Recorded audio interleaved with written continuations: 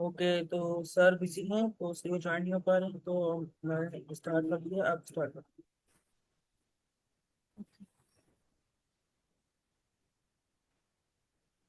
Screen share हो रही है। हाँ, यस। अच्छा, तो हमारी सबसे पहली जो इजी प्रॉब्लम है वो है वैलिड एनाग्राम।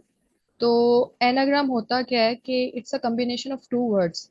लाइक हमारे पास दो वर्ड्स होंगे, उनका सीक्वेंस चेंज हो सकता है, लेकिन जो जैसे यहाँ पर ए है वो यहाँ पर 3 बार है, तो जरूरी है कि जो दूसरा वर्ड है उसमें भी ए 3 बार ही होना चाहिए।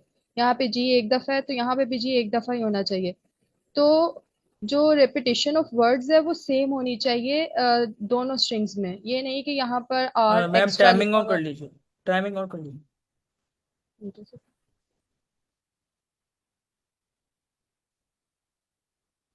ओके, तो एनाग्राम क्या होता है? कॉम्बिनेशन ऑफ टू वर्ड्स होता है जिसमें सीक्वेंस मैटर नहीं करता। लाइक यहाँ पर ये वाला जो वर्ड है ये इस सीक्वेंस में लिखा हुआ है, ये वाला वर्ड इस सीक्वेंस में लिखा हुआ है, लेकिन जो प्रेजेंस ऑफ लेटर्स है वो सेम होनी चाहिए। यहाँ पर एक दफा एम है तो यहाँ पर भी एक दफा एम ही होना चाहिए। तो ये होता है एनाग्राम। अब सबसे पहले एनाग्राम की जो मोस्ट इंपॉर्टेंट कंडीशन वो ये है कि लेंथ दोनों वर्ड्स की सेम होनी चाहिए। ये नहीं है कि यहाँ पर एक एक्स्ट्रा एस लगा हो, यहाँ पर लेंथ 8 है और यहाँ पर 7 है, तो वो जाहिर सी बात है वो एनाग्राम होगा ही नहीं। तो सबसे पहले अगर हम कोड देखें तो हमने बताना है कि एनाग्राम कोई भी दो स्ट्रिंग्स हमें दी हुई है एस और टी, क्या वो जो उनमें वर्ड्स दिए हुए हैं, स्ट्रिंग दी हुई है, क्या वो एक दूसरे का एनाग्राम है? अगर है तो ट्रू रिटर्न करें, अगर नहीं है तो आप फॉल्स रिटर्न करें। जैसे अगर हमारे पास यहाँ पे सेकंड एग्जांपल है, यहाँ पर ए तो यहाँ पे भी ए एक दफा है, यहाँ पर भी ए एक दफा है, लेकिन यहाँ पर आर है, यहाँ पर आर है, ठीक है, तो ये भी ठीक है। लेकिन सी और टी का डिफरेंस है, यहाँ पर सी है लेकिन यहाँ पे सी नहीं है, यहाँ पे टी है यहाँ पर टी नहीं है, तो ये जाहिर सी बात है एनाग्राम नहीं है एक दूसरे के, इसलिए यहाँ पे फॉल्स लिखा रहा है। अगर हम इसको कोड के थ्रू देखें तो सबसे पहले तो उसकी लेंथ मैच होना जरूरी है। अगर लेंथ मैच नहीं होगी तो जाहिर सी बात है वो पहले ही हमें फॉल्स रिटर्न कर देगा।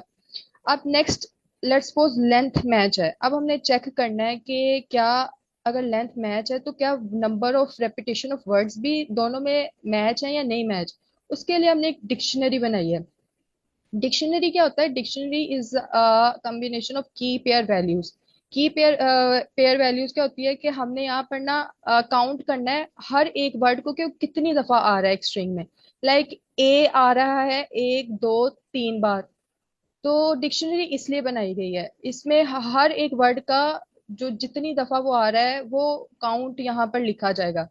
अब हम लेट्स सपोज यहाँ पर हम लोग एस के लिए लूप चलाते हैं जिसमें हम हर एक वर्ड का डिक्शनरी में स्टोर करवाएंगे कि वो कितनी दफा आ रहा है। तो इसलिए हमने काउंट कार के नाम से यहाँ पे वेरिएबल बनाया है जिसमें हम लोग हर वर्ड को, हर करेक्टर को देखेंगे कि वो कितनी दफा है। जाहिर सी बात है अगर हम लोग स्टार्टिंग में ए देखेंगे तो हमें पता है कि वो अभी 0 मरतबा है और उसमें +1 कर देंगे तो उसके अंदर +1 हो जाएगा। अगर मैं यहाँ पे एनोटेट आपको करके बताऊं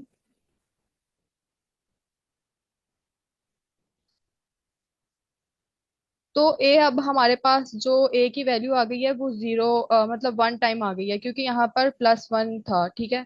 +1 आपने नेचुरली सबके साथ लगाना ही है क्योंकि एक ना एक दफा तो वो आएगा। अब नेक्स्ट हम लोगों के पास आ गया एन, तो एन की वैल्यू हमारे पास स्टोर हो जाएगी अभी के लिए 1। फिर हमारे पास नेक्स्ट वर्ड है ए।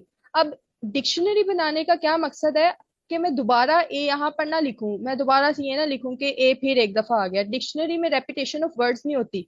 हमने यहाँ पे क्या करना है, यहाँ पे ए को हमने पहले 1 कंसीडर किया था, अब हमने इसी को 2 बना देना है, तो इसलिए डिक्शनरी यूज की गई है। तो यहाँ पर ए 2 टाइम्स आ गया, फिर हमारे पास एक न्यू डिक्शनरी में वर्ड आएगा जो कि जी होगा, और जी हम कह देंगे कि वो भी 1 टाइम आ गया है। आर होगा, हम कह देंगे आर भी 1 टाइम आ गया है। अब फिर से ए आया है तो हमने 2 को कट करके यहाँ पे फिर से 3 कर देना है कि ए जो हमारे पास है वो 3 टाइम्स आ गया है। और फिर हमारे पास एक न्यू डिक्शनरी में वर्ड होगा एम जो कि हम बता देंगे वो भी 1 टाइम आ गया है। तो ये तो हमारे लिए हमारी जो लूप है वो एस के लिए चल गई, उसका हमने हर करेक्टर जो है वो हमने काउंट करके डिक्शनरी में स्टोर करवा दिया। अब हमने चेक करना है क्या वो करेक्टर टी में भी है कि नहीं है। तो वो किस तरह हम लोग चेक करेंगे? सबसे पहले तो उसकी कंडीशन लगेगी कि अगर तो टी का कोई करेक्टर ऐसा है जो कि काउंट में नहीं है तो जाहिर सी बात है कि वो तो फिर रिटर्न फॉल्स कर देगा। टी का जो करेक्टर वो काउंट में होना जरूरी है, तभी तो वो एक दूसरे का एनाग्राम होंगे। ये तो होगी एक कंडीशन। दूसरी कंडीशन ये है कि अगर कोई टी में ऐसा करेक्टर आ गया जो काउंट में उसकी वैल्यू जीरो थी, लाइक अगर टी में यहाँ पे लास्ट पे एस भी आ जाता, तो काउंट में अगर हमने उसको चेक किया और हमने काउंट में चेक किया एस तो है ही नहीं, एस की वैल्यू तो जीरो है, तो इन दोनों कंडीशंस में हमारे पास ये रिटर्न फॉल्स करेगा कि ये एक दूसरे का एनाग्राम है ही नहीं। अच्छा, अब नेक्स्ट हमने ये तो कर लिया चेक कि इफ कंडीशन वो एक दूसरे का है कि नहीं है, वरना हमने फॉल्स कर देना है। अगर तो वो है एक दूसरे का एनाग्राम, फिर हमने क्या करना है कि जो हमारे पास डिक्शनरी बनी होगी ना, उसमें से हमने हर वर्ड को बारी बारी माइनस करते जाना है। लाइक अब ये देखो, हमारे पास है टी यहाँ पर, और टी स्ट्रिंग में हमारे पास सबसे पहला वर्ड है एन। तो हमने डिक्शनरी में फाइंड करना है एन हमारे पास है एन, इसको हमने -1 कर देना है, फिर हमारे पास आ जाएगी यहाँ पे वैल्यू एन की 0। ठीक है। फिर हमने ए को देखना है, ए हमारे पास काउंट में है, डिक्शनरी में है, हाँ हमारे पास है, इसको हमने 3 को कट करके 2 कर देना है, इसमें से हमने फिर ए को हटा देना है, एक ए को बारी बारी हमने इसको इस तरह हटाते जाना है कि जब तक इन सब की वैल्यूज 0 के इक्वल ना हो जाए। मतलब तभी 0 के इक्वल होगी। लाइक अगर हम जी को देखें तो हम लोग कहेंगे कि हाँ काउंट में ये जी प्रेजेंट था, डिक्शनरी में था, इसको हमने फिर 0 के इक्वल कर दिया कि अच्छा ये भी आ गया। तो आहिस्ता आहिस्ता ये सब 0 के इक्वल जब तक हो जाएंगे तो हमें पता चल जाएगा हाँ भाई टी में भी सारे वो करेक्टर्स मौजूद थे और उतनी ही दफा मौजूद थे जितने की एस में मौजूद थे। तो जाहिर सी बात है एक दूसरे का एनाग्राम होंगे और वो 2 रिटर्न कर देंगे। अब मुझे ये बताएं कि लॉजिक समझ आई है, कोड समझ आया है? अगर कहीं प्रॉब्लम है तो पूछ लो।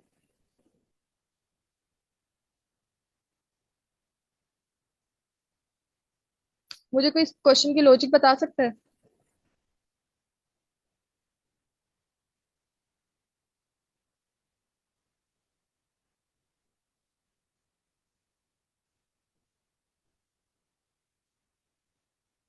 कोई भी नहीं है जो बता सके किस क्वेश्चन की लॉजिक क्या है? कुछ समझ आया हो?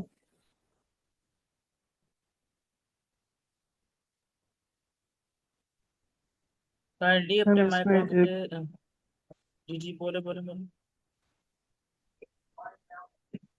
इसमें सबसे पहले तो ये था कि उसकी जो लेंथ है हमारे पास, मतलब दो स्ट्रिंग्स दी होंगी, उन दोनों की लेंथ सेम होनी चाहिए। और जो एनाग्राम है मतलब उसमें रीऑर्डर, जो रीअरेंज करके हमारी जो फर्स्ट स्ट्रिंग है उसको सेकंड में रीअरेंज करके लिखा होता है। लेकिन हमें सिर्फ मैच करना है कि वो उसका वैलिड एनाग्राम है या नहीं, मतलब कि वही सेम करेक्टर्स उसके वो दूसरी में हैं, सिर्फ रीऑर्डर होंगे। यही है मैम। ठीक है, आगे। और बाकी कोड की आगे समझ।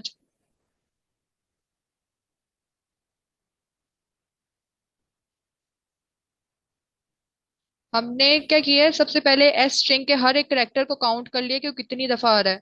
फिर हमने टी में से क्या किया है, टी में से हर एक करेक्टर को उतनी दफा माइनस कर दिया है, और जब तक 0 आंसर नहीं आ जाएगा हमें पता चल जाएगा कि अगर 0 0 आ गया तो इसका मतलब दोनों एक दूसरे का एनाग्राम है। तो इसमें डिफिकल्टी कहाँ पे लग रही है? अगर लग रही है तो पूछ लें, यही टाइम होता है सीखने का।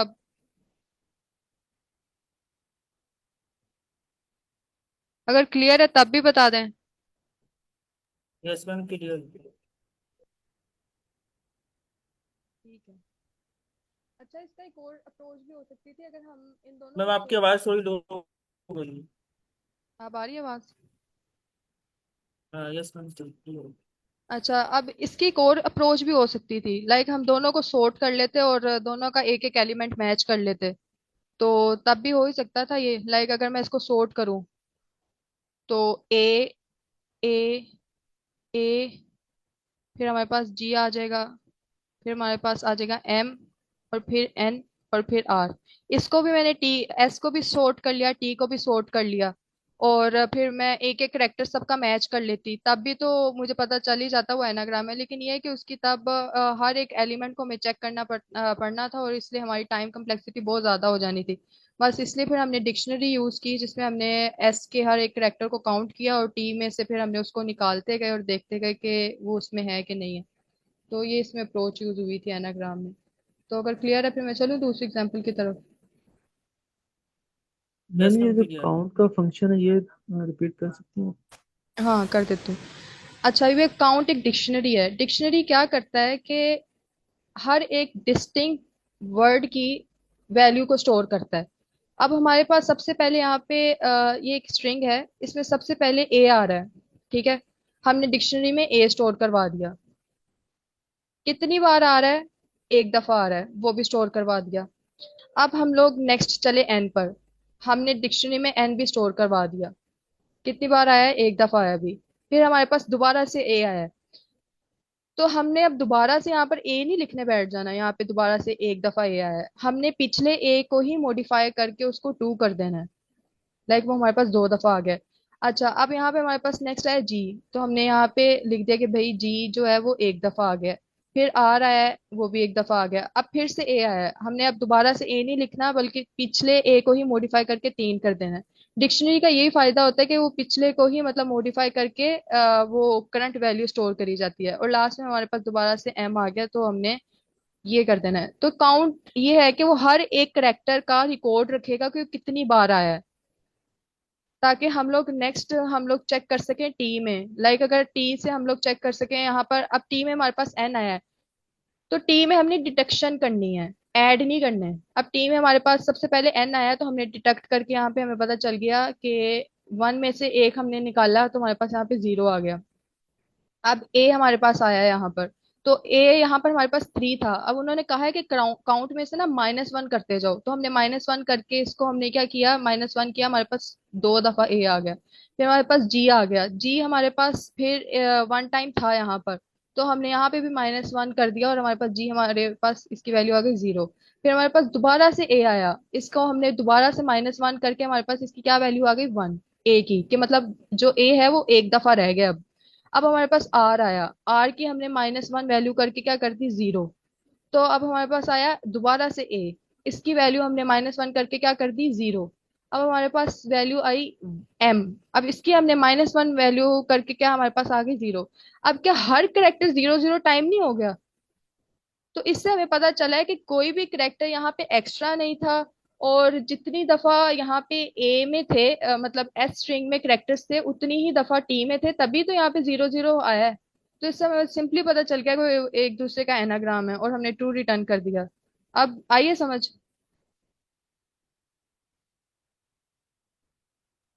जी मैम, ये तो समझ आ गई। ये जो फर्स्ट में है ना, काउंट डॉट गेट। जी ये जी। वाला चीज। जी, ओके, तो इसकी यहाँ वर्किंग मतलब थोड़ी सी। डॉट गेट का मतलब होता है कि आपने हर एक करेक्टर को लेते जाना है काउंट में, मतलब काउंट में स्टोर करवाते जाना है। अब यहाँ पे सबसे पहले आएगा काउंट डॉट गेट ए, जिसके मतलब जो इंडेक्स था वो जीरो था मतलब, और यहाँ पर उसको प्लस वन कर दिया, तो हमें पता है कि प्लस वन करने से यहाँ पे इसका जो वैल्यू है वो वन ही आ जाएगी। तो इसी तरह फिर हमारे नेक्स्ट चलेगी वैल्यू, यहाँ पे हम करेक्टर स्टोर करवा रहे हैं और उसको डॉट गेट हमारा बस सिंपली आप ये समझ लें कि करेक्टर लेता है और काउंट में स्टोर करवाई जाता है। तो ये इसका फंक्शन है डॉट गेट का।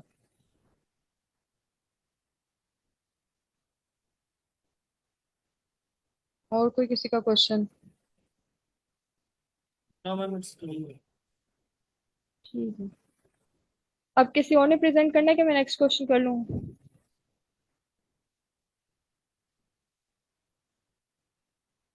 किसी और ने क्वेश्चन क्वेश्चन प्रिपेयर किया ग्रेड 75 में? हाँ भैया ने भैया जैसे कि आपको इकोनॉमिक हालात और इन्फ्लेशन महंगाई आसमान को चली गई है, गरीब। मैम आप कर दीजिए जिससे क्वेश्चन को। ठीक है। अच्छा, तो नेक्स्ट हमारे पास जो नेक्स्ट क्वेश्चन है वो है best time to buy and sell stock. बहुत सिंपल सा क्वेश्चन है, बस इसमें एक सिंपल सी लॉजिक लगनी है। उन्होंने ये कहा है कि आपने एक स्टॉक लिया है और हर दिन बाद उस स्टॉक की ना प्राइस चेंज होती जाती है। ठीक है, अब जाहिर सी बात है, आपने एक स्टॉक लिया, आप उसको तभी बेचोगे जब उसकी प्राइस हाई होगी, आप उसको तब नहीं बेचोगे जब उसकी प्राइस कम होगी। तो उन्होंने ना हमें यहाँ पे प्राइसेस दी हुई है कि पहले दिन उसकी प्राइस सेवन थी, फिर उसकी प्राइस वन हो गई, फिर फाइव हो गई, थ्री हो गई, सिक्स हो गई, फोर हो गई। तो अब यहाँ पे अगर हम कोड को देखें, तो सबसे पहले हमने ना मिनिमम प्राइस को ना इन्फिनिटी रख देना है, कि मिनिमम प्राइस हमारे पास इन्फिनिटी है। तो उधर से हम कोड को लेकर आगे चलेंगे, और मैक्सिमम प्रॉफिट जाहिर सी बात है हमारे पास अभी जीरो है। तो एक लूप हमने चलाई, हमने लूप में क्या लॉजिक लगाया कि जब तक हमारी जो प्राइस है वो छोटी है मिनिमम प्राइस से, लाइक अभी हमारे पास मिनिमम प्राइस क्या है, इन्फिनिटी। तब आपने जो हमारे पास प्राइस है ना, उसको आपने मिनिमम प्राइस के इक्वल रख दो। लाइक सबसे पहले हमारी जो मिनिमम प्राइस थी वो इन्फिनिटी थी, और अब हमारे पास जो मिनिमम प्राइस आ चुकी है वो 7 आ चुकी है, इफ वाली कंडीशन लग चुकी है, ठीक है। अभी हमारे पास मैक्सिमम प्रॉफिट है वो 0 ही है। फिर हमारे पास आया डे 2। डे 2 आया, डे 2 में हमारी जो प्राइस थी वो हमारे पास 1 है, ठीक है। और जो हमारी मिनिमम प्राइस क्या थी, 7। तो हमारी जो 1 प्राइस है, अगर मैं यहाँ पे एनोटेट करूँ,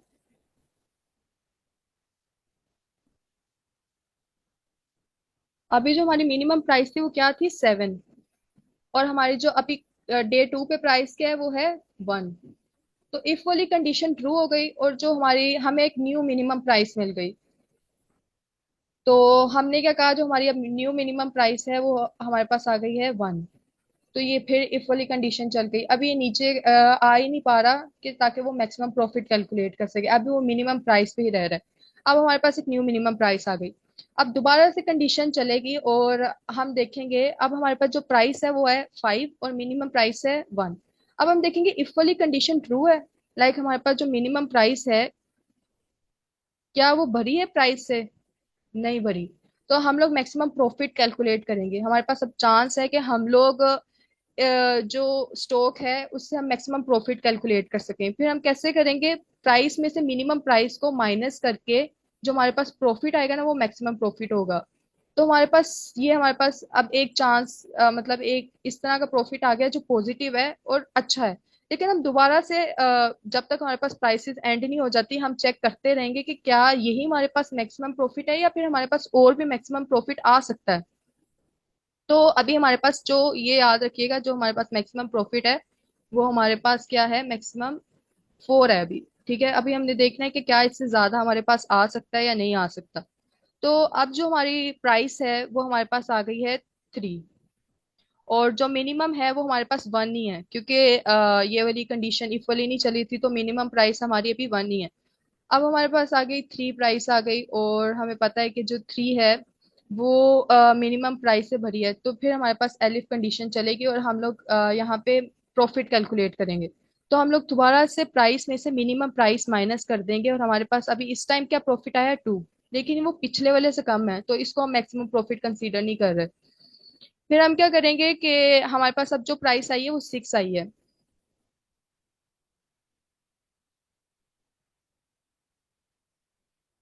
अच्छा, अब हमारे पास जो करंट प्राइस आई है वो है 6। अब 6 को हम मिनिमम प्राइस में से देखें, यहाँ पे 6 - 1, तो हमारे पास 5। अब ये हमारे मैक्सिमम प्रॉफिट से ज्यादा आ गया है। लाइक हमारे पास एक न्यू ऐसा प्रॉफिट आया है जो कि हमारे पिछले मैक्सिमम प्रॉफिट से ज्यादा था। तो हमने इसको स्टोर कर लेना है, ठीक है। फिर हमारे पास नेक्स्ट, हमारे पास जो अगला दिन है उसमें उसकी प्राइस हो गई है 4। तो हमने चेक करना है क्या ये मिनिमम प्राइस है हमारी या फिर नहीं है। नहीं, हमारी अभी भी जो प्राइस मिनिमम है वो 1 ही है। 1 में से हमने ये 4 को हमने माइनस कर देना है 1 से, और ये हमारे पास मैक्सिमम प्रॉफिट आया है 3। तो हमारे पास 3 मैक्सिमम प्रॉफिट आए हैं, बल्कि हमारे पास कितना है, 4 मैक्सिमम प्रॉफिट आए हैं। बल्कि 3 आए हैं, 3, 4 और 5। तो इनमें से जो मैक्सिमम प्रॉफिट कौन सा था, वो था 5। तो हमने इसको रिटर्न कर देना है कि हमारे पास जो 5 है वो मैक्सिमम प्रॉफिट है। बस आपने क्या करना है, सबसे पहले आपने देखना है कि हमारे पास जो एरे है उसमें से मिनिमम प्राइस आपने निकालनी कि कौन सी है। तो वो हमें पता चल जाएगी इस वाली कंडीशन से कि आपने मिनिमम प्राइस देखनी है क्या वो प्राइस से भरी है। तो अगर नहीं भरी तो अगर वो आप मिनिमम प्राइस सेट कर दो। जब हमारे पास एक मिनिमम प्राइस आ जाएगी, हमने उसको हर एक प्राइस से माइनस करके देखना है कि कौन सा ऐसा दिन है जब उसकी प्राइस इतनी हाई चली जाएगी कि हम उसको सेल कर देंगे। जाहिर सी बात है, अगर हमने एक स्टॉक 1 रुपए का लिया है, तो अगर हम उसको 6 रुपए का बेचेंगे तभी तो हमें सबसे ज्यादा प्रॉफिट होगा। तो यही बस इसमें लॉजिक लगी हुई है कि आपने एक स्टॉक लिया है, आपने उसको इस प्राइस पे सेल करना है कि आपको मैक्सिमम प्रॉफिट हो। तो इस तरह आपके पास मैक्सिमम प्रॉफिट आ जाएगा। तो कोड के थ्रू भी मैंने आपको समझा दिया, लॉजिक भी बता दिया है। अगर किसी का नई क्वेश्चन या क्वेश्चन है तो वो पूछ ले।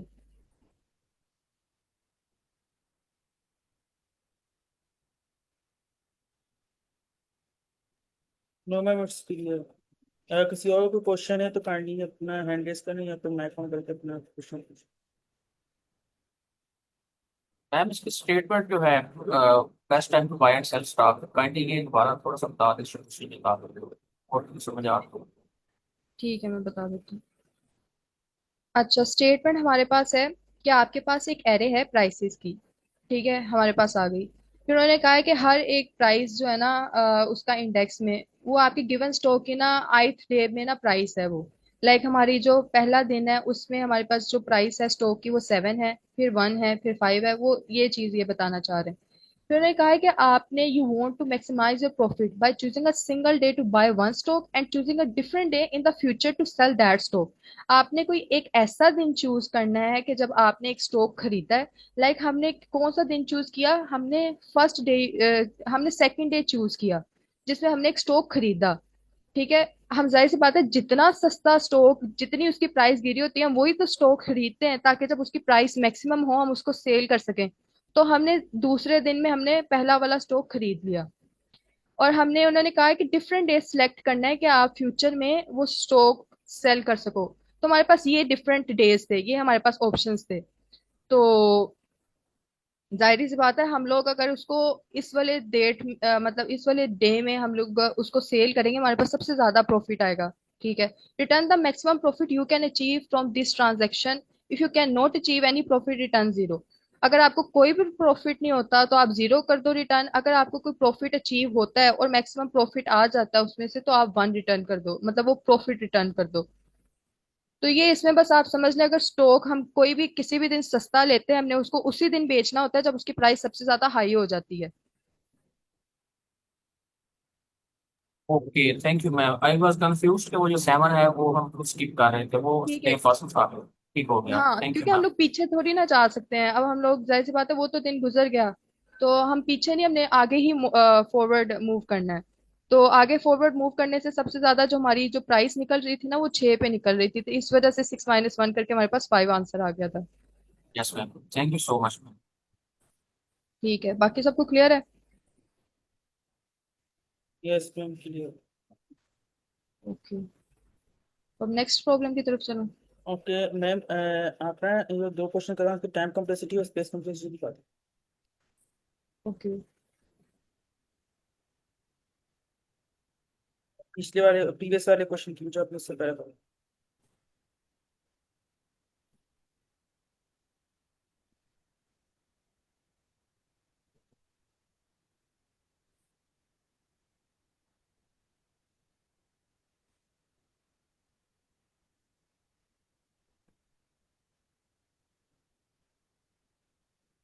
अच्छा, यहाँ पर ओ एन हमारे पास आई है।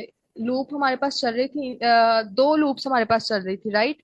एक हमारे पास एस के लिए लूप चल रही थी और एक टी के लिए लूप चल रही थी, जिसमें हर एक कैरेक्टर्स को हम लोग देख रहे थे। तो हमारे पास 2n आ गया और जाहिर सी बात है हम लोग जो कॉन्स्टेंट्स होते हैं उसको इग्नोर करते हैं, इसलिए हमारे पास ओ एन कम्प्लेक्सिटी आ गई इसकी, टाइम कम्प्लेक्सिटी।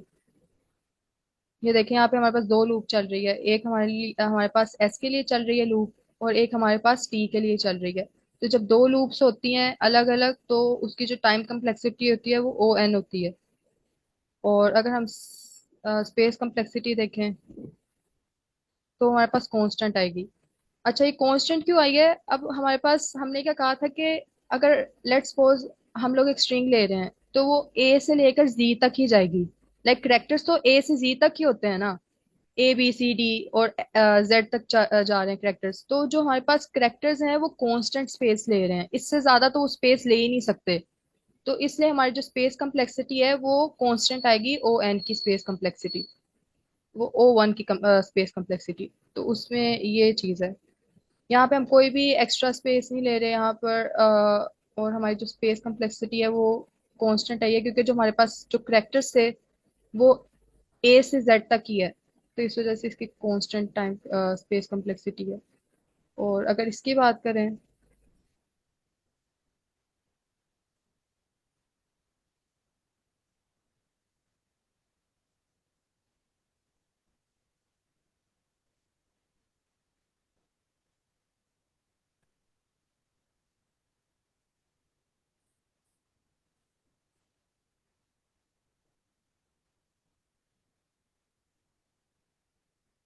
ये बाहर ही रहा। मैम ये एक बार होता है, आपने ये फर्स्ट वाला क्वेश्चन पे कर लिया तो सेकंड वाला क्वेश्चन में आप किसी चैट जीपीटी से पूछ लीजिए।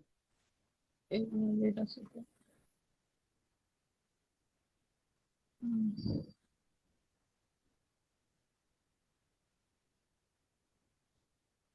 ओके, तो यहाँ पे टाइम कम्प्लेक्सिटी इसकी है कि एक ही लूप चल रही है, हर एलिमेंट को एक दफा चेक किया जा रहा है। तो उसकी जो टाइम कम्प्लेक्सिटी है वो ओ एन आ गई हमारे पास।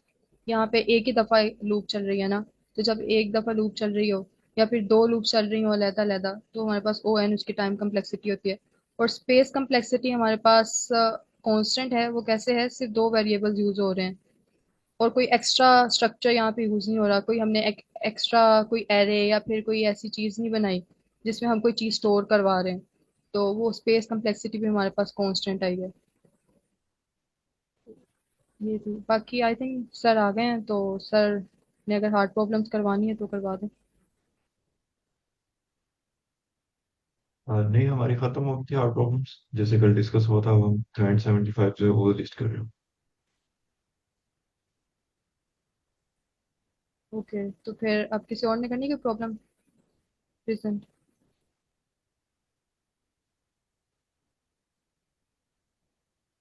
हाँ सर, एक का क्वेश्चन है सर पास के पास है कि हम फ्रेंड्स एंड फैक्ट फॉलो कर रहे हैं तो क्या वीकली वर्कशॉप नहीं होगी?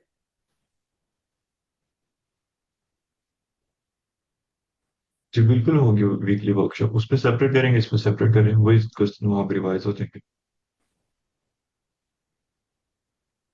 ओके ओके सर, ठीक है सर, मैं फिर एक क्वेश्चन प्रेजेंट कर लूँ। ये हाँ टू बिल्कुल। और टू टू फोर है। वाई तो नॉट, आप यहाँ पे भी प्रेजेंट करें, वहाँ पे भी दोबारा से प्रेजेंट कर दें। हाँ, तो ओके, रिवीजन हो जाएगी। Thank you sir. चलिए नेक्स्ट मैं प्रेजेंट कर लेता हूँ। ओके, मैं कर रही हूँ स्टॉप शेयर।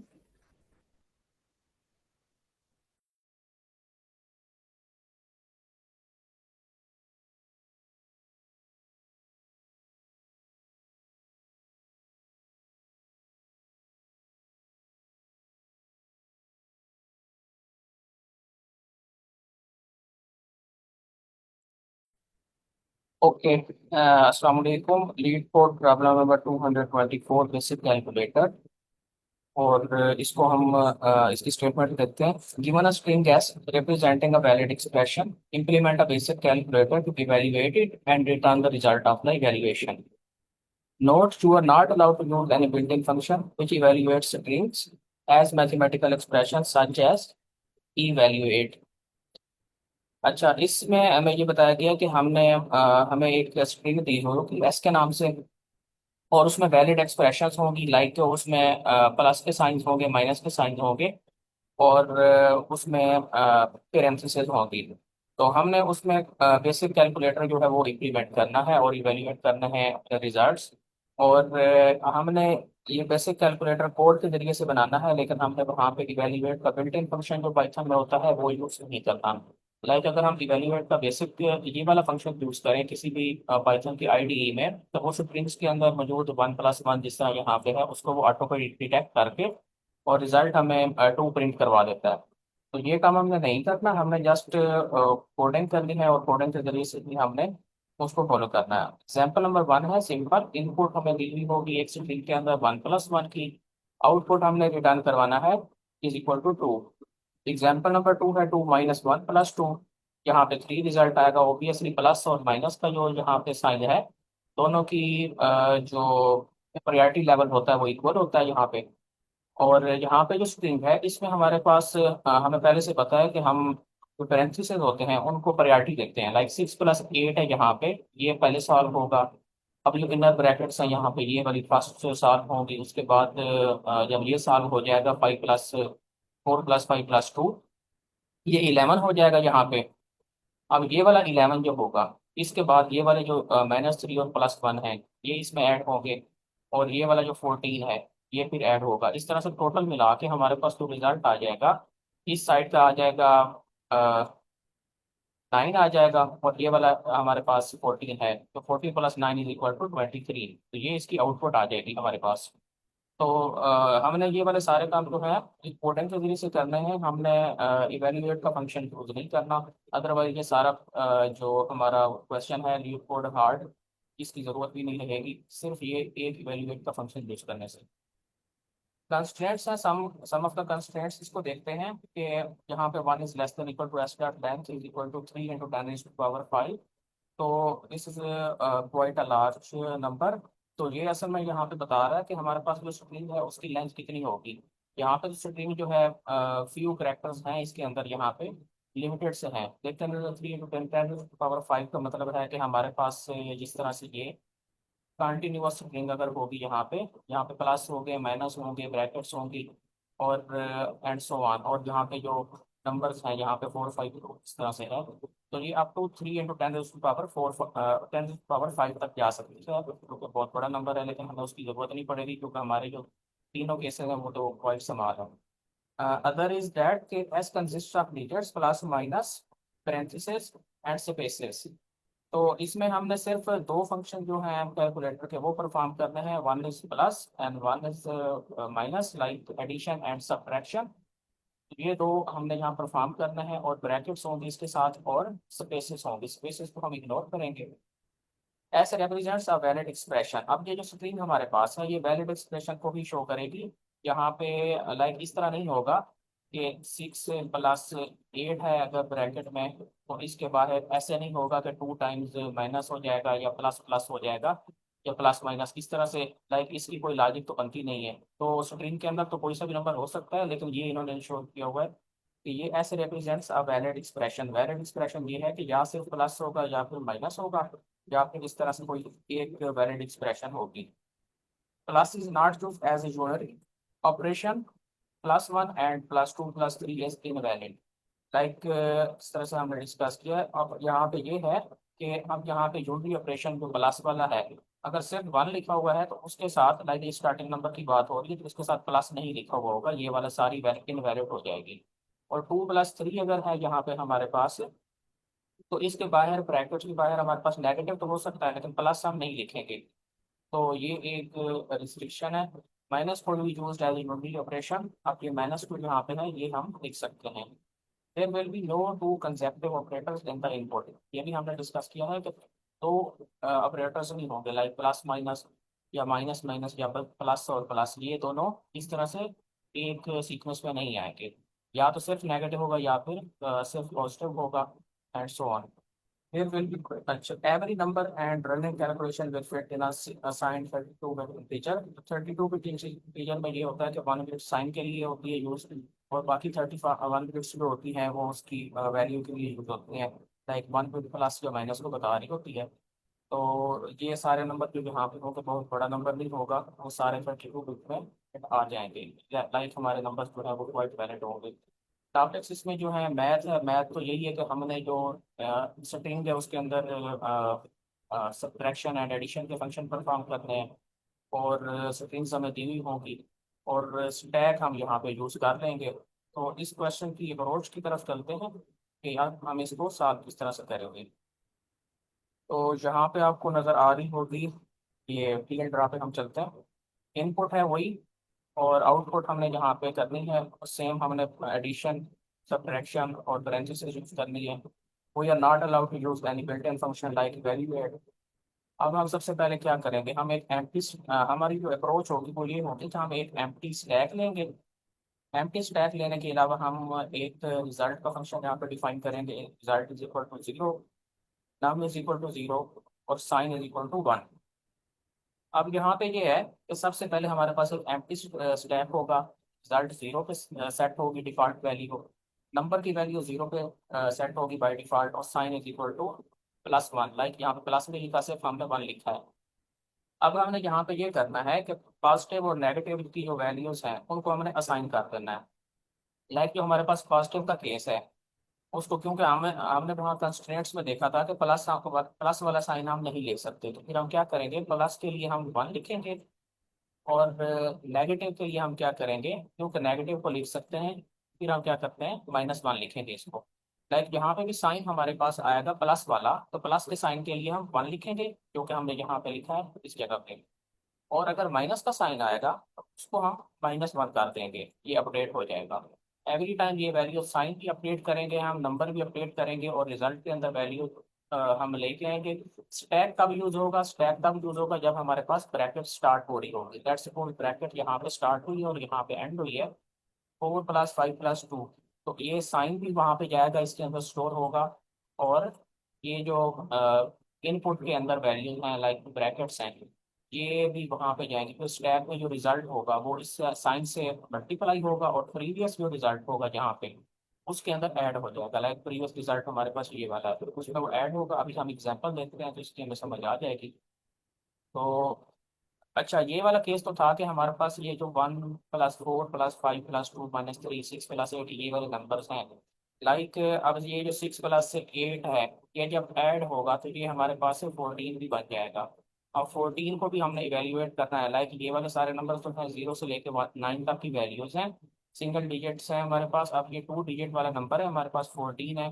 तो इसको हम किस तरह से इवेल्युएट करेंगे? तो ये इसके लिए हम ये करते हैं,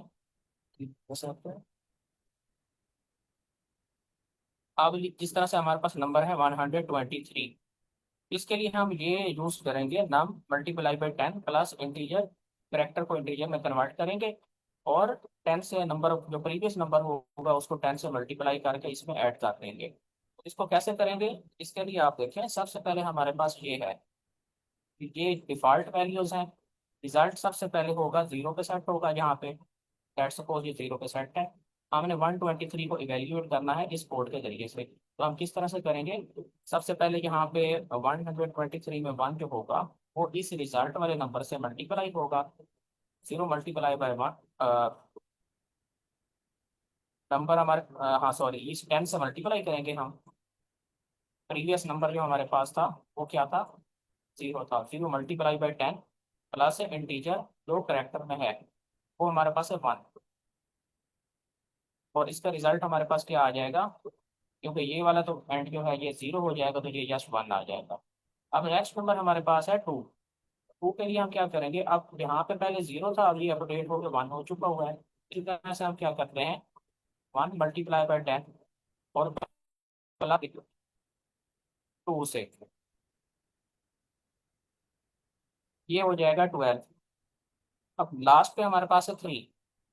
सेम हम 12 को मल्टीप्लाई करेंगे 10 से, और इसमें ऐड करेंगे 3, तो ये हो जाएगा 123। तो इसके लिए हम ये वाला फार्मूला यूज करेंगे, इस तरीके से जो हो जाएगा। और अब हम इसको देखते हैं, इवेल्युएट करते हैं। नेक्स्ट एक एग्जांपल के जरिए से, ये वाली एग्जांपल है। यहाँ पे स्क्रीन है 1 - 2 + 3 बिफोर द ब्रैकेट्स। ब्रैकेट के बाहर हमारे पास जो रिजल्ट है वो क्या है?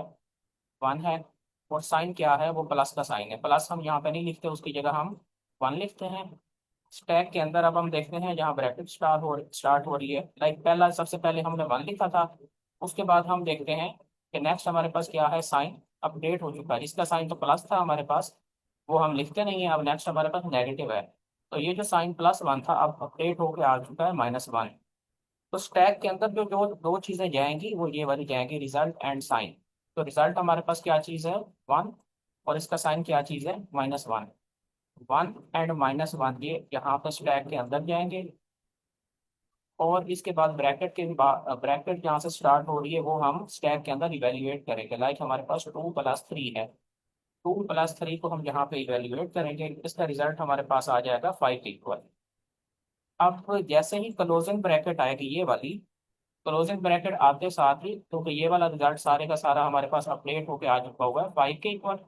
5 को हम मल्टीप्लाई करेंगे साइन के साथ, और इसमें ऐड कर देंगे जो प्रीवियस रिजल्ट हमारे पास था, ये वाला। ये साइन है और ये रिजल्ट है। तो 5 मल्टीप्लाई होगा -1 से, ये हो जाएगा -5, और इसमें हम ऐड करेंगे प्रीवियस वैल्यू 1। इसका आंसर हमारे पास आ जाएगा -4। तो इन साइड ऑफ द ब्रैकेट हमारे पास जो रिजल्ट था सेम वही हमने जो अंदर लिखा है 5 वो यहाँ पे है। जब क्लोजिंग ब्रैकेट हमारे पास आएगी तो सेम हम ये करेंगे, रिजल्ट को मल्टीप्लाई करेंगे स्टैक के अंदर मौजूद साइन की वैल्यू से, और उसके बाद हम इसे ऐड करेंगे प्रीवियस रिजल्ट के अंदर। तो ये हमारे पास -5 आ गया था साइन से मल्टीप्लाई होके, और प्रीवियस रिजल्ट हमारे पास 1 है, ये इसमें ऐड होगा, इसका आंसर आ जाएगा -4। तो ये अप्रोच हम यूज़ करेंगे। इसमें अगर कोई क्वेश्चन है आपका तो आप पूछ सकते हैं, फिर हम कोड की तरफ चलते हैं, तो हमें होपफुली वहाँ पे समझ आ जाएगी।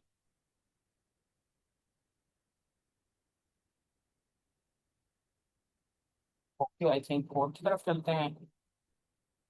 कोड सेम है, जो चीज़ें हमने डिस्कस की हैं सेम चीज़ें यहाँ पर भी हैं। सबसे पहले हमारे पास स्टैक है एम्प्टी, रिजल्ट है बाय डिफ़ॉल्ट 0 पे, नंबर हमारे पास 0 पे सेट है, और साइन की वैल्यू जो है वो हमारे पास 1 पे सेट है बाय डिफ़ॉल्ट। 1 मीन्स पॉजिटिव और -1 मीन्स नेगेटिव। पर करेक्टर इन स्ट्रिंग, अब लेट्स सपोज हमारे पास जो स्ट्रिंग है यहाँ पे 1+1 है, तो इसके अंदर जो हम यहाँ लेफ्ट साइड से स्टार्ट करेंगे तो फर्स्ट करेक्टर हमारे पास है, वो हम चेक करेंगे वो नंबर है, यहाँ पे कोई डिजिट है या फिर प्लस माइनस का साइन है या फिर ब्रैकेट है। ओके, अच्छा यहाँ पे फर्स्ट हमारे पास जो 1 है, character dot is digit, num is equal to num multiply by 10 plus integer character. इसका वही मतलब है जो हमने अभी डिस्कस किया है कि ये वाला अगर नंबर हमारे पास आ जाता है, सबसे पहले तो हमने ये चीज़ चेक करनी है कि ये जो हमारे पास 2 - 1 + 2 है, या जो मैंने यहाँ पे लिखा था ये वाला 1 - 2 + 3, 1 - 2 + 3। अब ये जो एग्जांपल है इसके अंदर जिस तरह से यहाँ पे हमारे पास पेरेंथीसेस हैं, प्लस और माइनस का साइन है और डिजिट्स हैं, तो हम लेफ्ट साइड से स्टार्ट करना है। सबसे पहले हमारे पास 1 है, हमें चेक करना है 1 क्या चीज़ है, 1 डिजिट है। इस वाली ये वाली जो स्टेटमेंट है ये यहाँ पे एक्टिव हो जाएगी, बाकी वाली हम इग्नोर करेंगे। लेकिन यहाँ जो नेगेटिव या फिर पॉजिटिव वाला है तो इसके लिए पॉजिटिव वाला एक्टिवेट हो जाएगा, यहाँ पे एलिफ में आए तो यहाँ पे माइनस का साइन है तो ये वाला एक्टिवेट हो जाएगा। और ब्रैकेट्स के केस में क्या करेंगे हम, ये हम लास्ट में देखते हैं। अच्छा, सबसे पहले आप ये देखें कि हमारे पास यही वाला केस है और यहाँ पे 1 है, तो 1 मल्टीप्लाई होगा बाय डिफ़ॉल्ट जो रिजल्ट की हमारे पास नंबर की हमारे पास वैल्यू है, नंबर बाय डिफ़ॉल्ट जो स्टार्ट में है वो 0 है, मल्टीप्लाई 10 होगा और +1 जो है ये उसमें ऐड हो जाएगा, तो यहाँ पे हमारे पास 1 आ जाएगा। इसी तरह से हमारे पास प्लस और माइनस के साइन में हम क्या करेंगे, प्लस के साइन में हम ये करेंगे रिजल्ट को हम जो भी नंबर यहाँ पे मौजूद है उसके साइन से मल्टीप्लाई करेंगे। लाइक साइन अगर पहले नेगेटिव है वो -1 से मल्टीप्लाई होगा, और प्लस है तो प्लस हम नहीं लिखते यहाँ पे, उसके लिए 1 का साइन लिखेंगे without writing plus sign with it. इससे मल्टीप्लाई करके यहाँ पे हम लिख लेंगे, और दोबारा ये वाली जो वैल्यूज हैं एक बार मल्टीप्लाई हो जाएंगी, दोबारा हम अपडेट कर देंगे।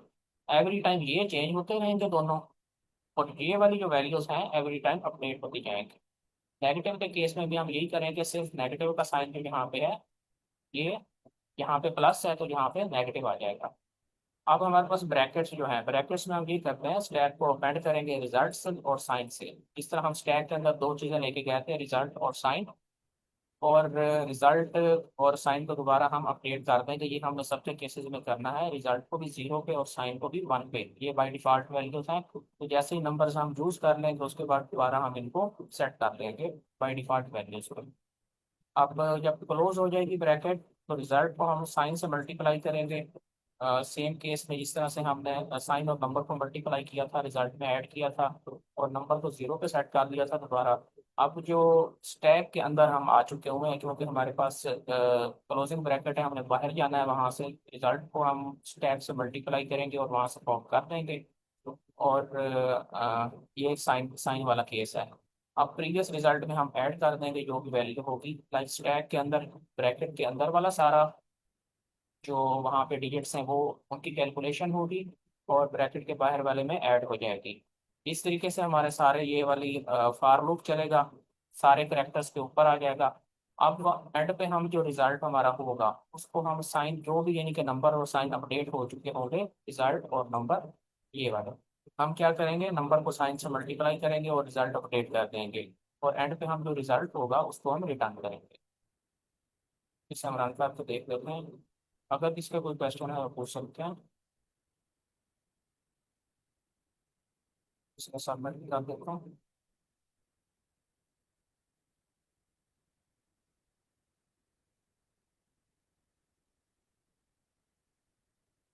ओके, हमारे पास एक ही फॉर लूप है, तो वो टाइम एन इसकी टाइम कॉम्प्लेक्सिटी होगी, लाइक जितने भी हमारे पास एक ही स्टेटमेंट वहाँ पे रन हो रही है, और स्पेस कॉम्प्लेक्सिटी भी हमारे पास वो टाइम एन है।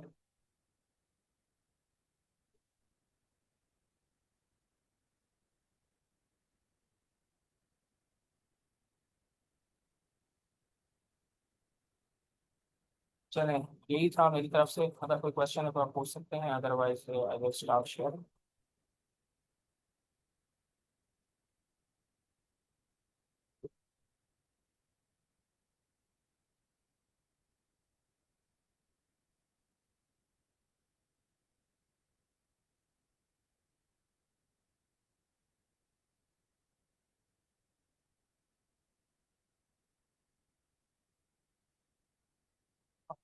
करना पड़ेगा थोड़ा सा।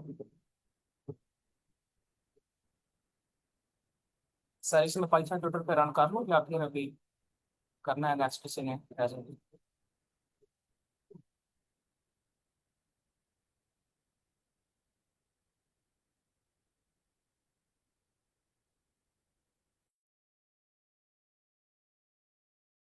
ओके, मैम अरीसा आप प्रेजेंट कर सकते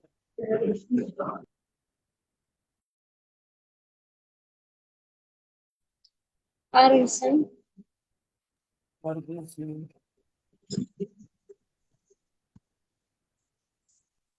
I hope so my screen is visible. Yes ma'am. So मेरी वॉइस क्लियर है? यस मैम, आपकी बात क्लियर है मैम, आप टाइमिंग भी ऑन कर दीजिए।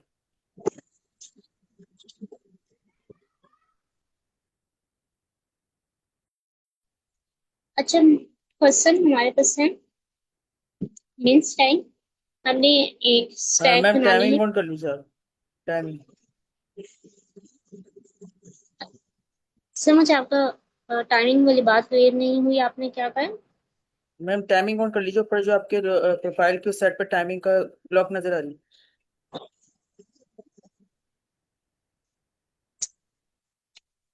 सर कहाँ पे? इस अपना आपकी प्रोफाइल। प्रोफाइल आइकन अपना देखें, वहां पे क्लॉक है, उसको बस क्लिक कर दें आप साइड पे। नहीं, इसे बिलो स्टार्ट वाली क्लॉक टाइमर। और बस स्टार्ट कर दीजिए। अच्छा, क्वेश्चन हमारे पास मीन्स है, हमने एक स्टैक बनानी है that's force push pop top in retrieving the minimum element in a constant time. Basic जो ऑपरेशन हम करते हैं, पुश हमने वैल्यू को ऐड करनी है, पॉप हमने रिमूव करना है, और जो सबसे टॉप पे एलिमेंट है वो रिटर्न करवाना है। थोड़ा सा इसमें डिफरेंस ये है कि हमने जो मिनिमम एलिमेंट रिट्रीव करना है वो कांस्टेंट टाइम में करना है। अगर आपने कोई भी एलिमेंट जो सबसे छोटा है, आपने किसी भी स्टैक से या एरे से लेना है, अगर आप से इंटायर एरे पे रन कर रहे हैं तो वो ओ ऑफ एन हो जाता है। लेकिन इस केस में हमने ऐसा सोल्यूशन लिखना है जिसमें हमें जस्ट कॉन्स्टेंट टाइम लगे, means O of one. Means है कि हमारे पास स्टैक ऑब्जेक्ट इनिशियलाइज करवाएगा।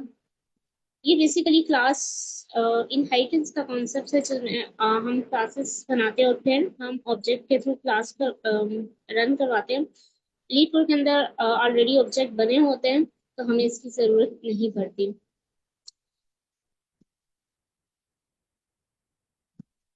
अच्छा, मीन्स है कि हमारे पास क्लास होगी और इसका ऑब्जेक्ट हमारे पास इनिशियलाइज हुआ होगा कि हमारे पास एक पुश का फंक्शन होगा और हमने उसमें वैल्यू ऐड करवानी होगी, और वाइड मीन्स हम कोई भी वैल्यू रिटर्न नहीं करवाएंगे। तो आपके फंक्शन में हम रिमूव करवाएंगे जो स्टैक के टॉप पे होगा, और जो टॉप का एलिमेंट है वो हमने लेना भी है और उसे रिटर्न भी करवाना है। इंट मीन्स के रिटर्न टाइप है और हमने इंटीजर वैल्यू रिटर्न करवानी है।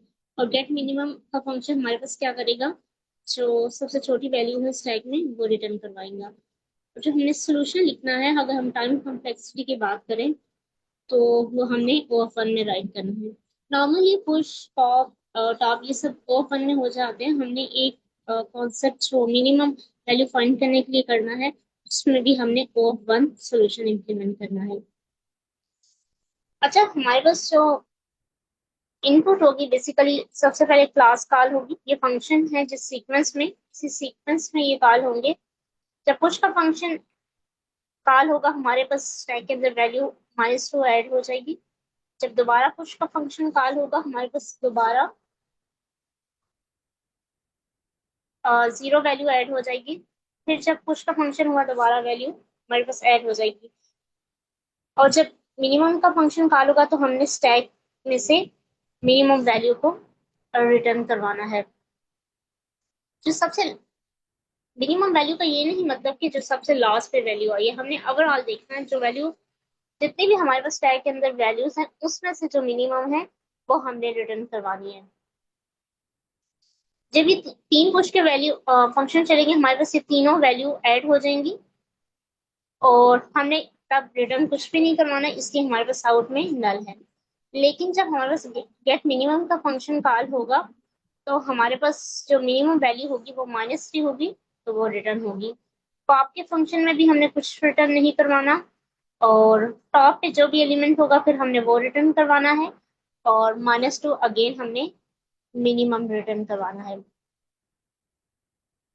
अच्छा, ये इसकी एग्जांपल थी। अगर यहाँ तक किसी को क्लियर नहीं है आप क्वेश्चन पूछ लें, वरना हम सोल्यूशन की तरफ मूव ऑन कर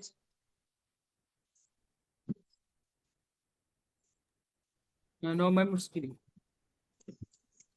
आई। अच्छा, अगर किसी को इनहेरिटेंस का कॉन्सेप्ट नहीं है तो ये पाइथन के अंदर इनिट कंस्ट्रक्टर होता है। जैसे ही हमारी क्लास बनती है उसका ऑब्जेक्ट कॉल होता है तो इसमें जो हमने वेरिएबल्स बनाए होते हैं वो ऑटोमेटिकली इनिशियलाइज हो जाते हैं। तो हमने दो स्टैक बनानी है। एक स्टैक हो जिसमें हमने पुश करना है, पॉप करना है और टॉप। एक स्टैक हमने वो बनानी है मीन स्टैक जिसमें हमने अपनी मिनिमम वैल्यू को मेंटेन करना है। मिनिमम वैल्यू मीन्स हम स्टैक के टॉप पे उसको हमने मेंटेन करना है, वो हम उसका कोड देखेंगे पुश फंक्शन के अंदर।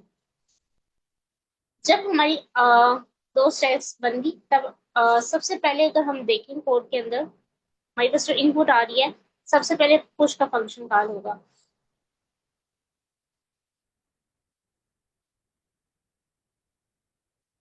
हमारे पास एक स्टैक और जो मिनिमम स्टैक बना लेते हैं। जब हमने पुश का फंक्शन कॉल करवाएंगे तो हमारे पास स्टैक के अंदर कौन सी वैल्यू पुश का फंक्शन कॉल हो रहा है साथ में हमारे पास वैल्यू भी आ रही है, दो आर्गुमेंट एज आर्गुमेंट। तो हमारे पास सबसे पहले क्या आ रही है -2, तो हमारी स्टैक के अंदर क्या वैल्यू सेव हो जाएगी -2। अब हमने एक चीज ये भी मेंटेन करनी है, हमने ये देखना है कि मिनिमम वैल्यू, अब ये तो फर्स्ट टाइम है, अभी फर्स्ट वैल्यू आई, जैसे जैसे वैल्यू आएंगी क्योंकि ये तो सॉर्टेड में नहीं होगा, वैल्यू कभी लार्जेस्ट भी आ सकती है और स्मॉलेस्ट भी आ सकती है।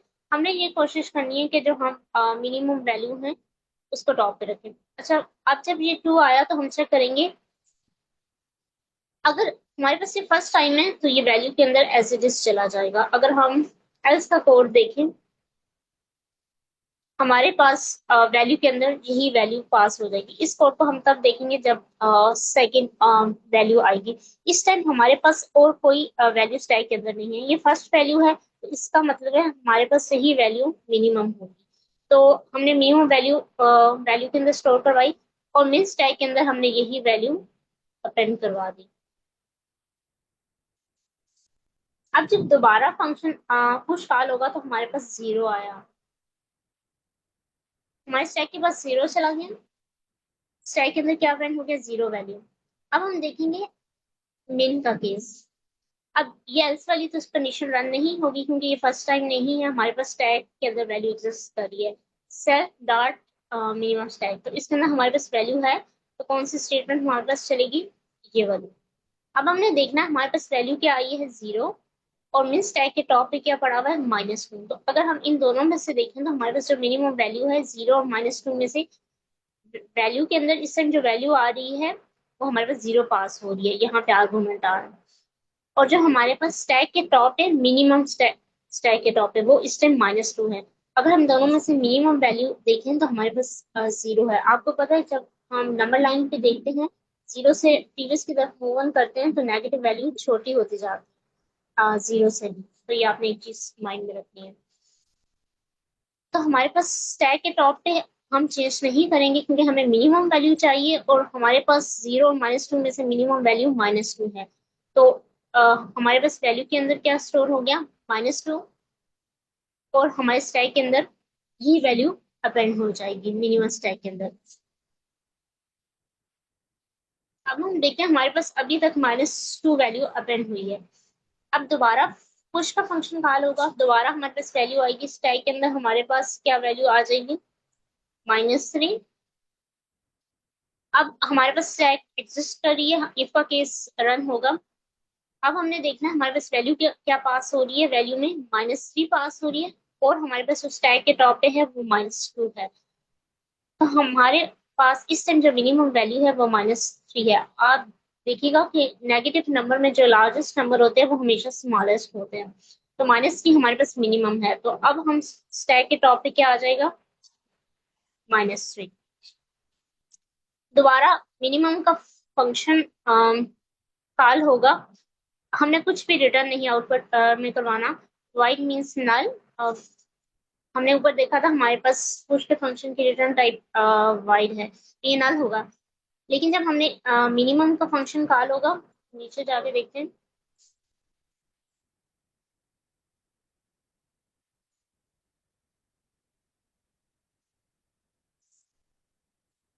जब हमारे पास गेट मिनिमम का फंक्शन कॉल होगा हमारे पास यहाँ पे आएगा और यहाँ पे क्या करेगा, जो स्टैक के टॉप पे वैल्यू है वो रिटर्न करवा देगा। तो आप देख लो हमने जो मिनिमम स्टैक बनाई हुई है उसके टॉप पे -3 है और ये हमारे पास काम ऑफ -1 में ऑपरेशन परफॉर्म हो जाएगा एक ही रन टाइम में। हमें देखिए पूरा लूप ट्राइवर्स नहीं करवाना पड़ा इस एरे के अंदर, जो कि ऑफ एन में चली जाती है अगर आप इस तरह मिनिमम वैल्यू फाइंड आउट करें। तो हमने पहले से ही अरेंज की हुई थी, हम मिनिमम वैल्यू रख रहे थे। तो स्टैक के टॉप पे हमारी मिनिमम वैल्यू पड़ी है और -1 से हम लास्ट वाला इंडेक्स असेस करके इसको रिटर्न कर देंगे। तो हमारे पास आउटपुट में क्या आ जाएगा, -3। इसके बाद जो नेक्स्ट फंक्शन कॉल होगा वो पॉप का होगा।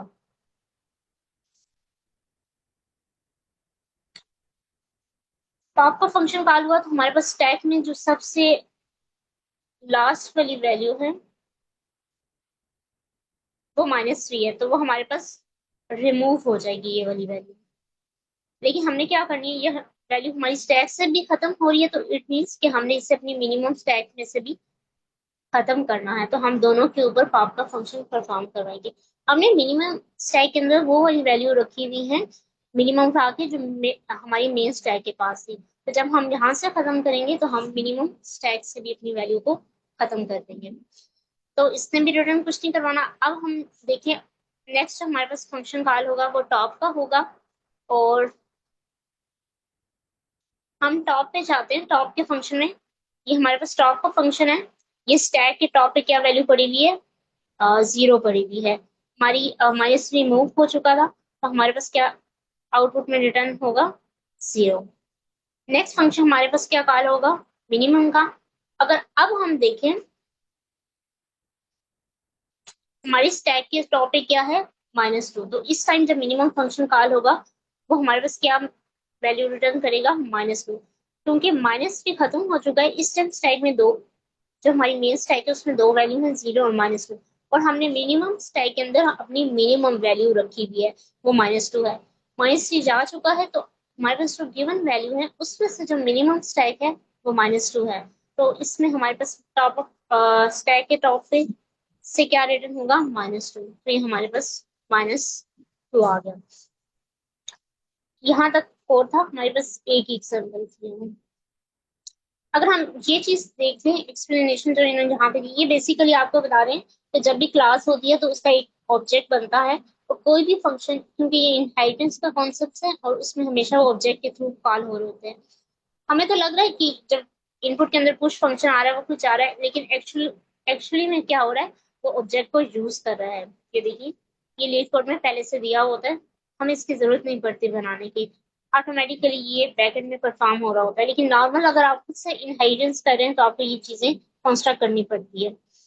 तो ये देखिए ये जब भी कॉल हो रहा है ये हमारे पास ये क्लास का नेम है, उससे बता रहे हैं या तो आप क्लास के नेम से कॉल करें या फिर आपने ऑब्जेक्ट बनाया हुआ है उसको यूज कर सकते हैं। ऑब्जेक्ट डॉट पुश जब भी फंक्शन कॉल होगा उसके साथ हमारी क्लास का जो ऑब्जेक्ट बनाया हुआ है वो साथ होगा, और ये उसका मेथड होता है कॉल करने का। तो बेसिकली ये बैकएंड पे खुद ही हो रहा है, हमें ये स्पेशली करना नहीं पड़ रहा। ये डायरेक्ट फंक्शन पे आ जाता है, तो हमने फंक्शन के अंदर फंक्शनैलिटी लिखनी होती है। अगर हम स्पेस की इसकी बात करें तो हमारे पास O ऑफ n है, हमने एक स्टैक बनाई हुई है।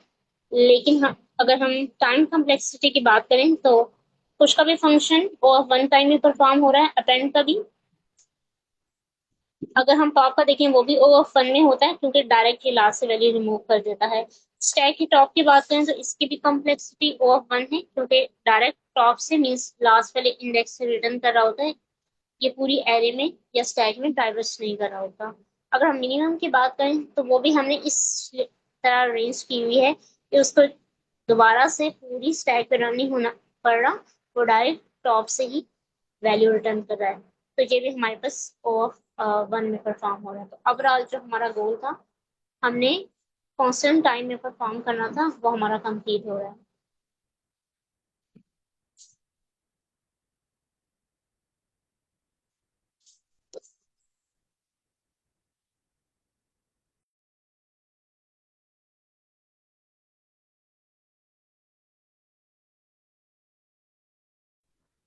मिस मेरा एक क्वेश्चन है। Yes ma'am. आवाज काइंडली इसको नीचे कीजिएगा, मिनिमम स्टैक को, जो डिस्क्रिप्शन है।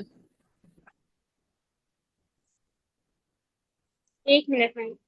ओके। इसकी टाइम कम्प्लेक्सिटी O ऑफ 1 है।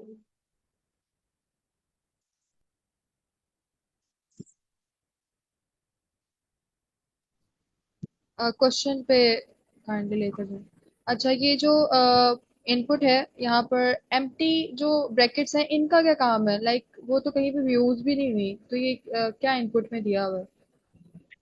ये जो ब्रैकेट्स हैं, जी जी, मतलब 4 ब्रैकेट्स हमें इस तरह की मिली हुई है ना, जो कि एम्प्टी है।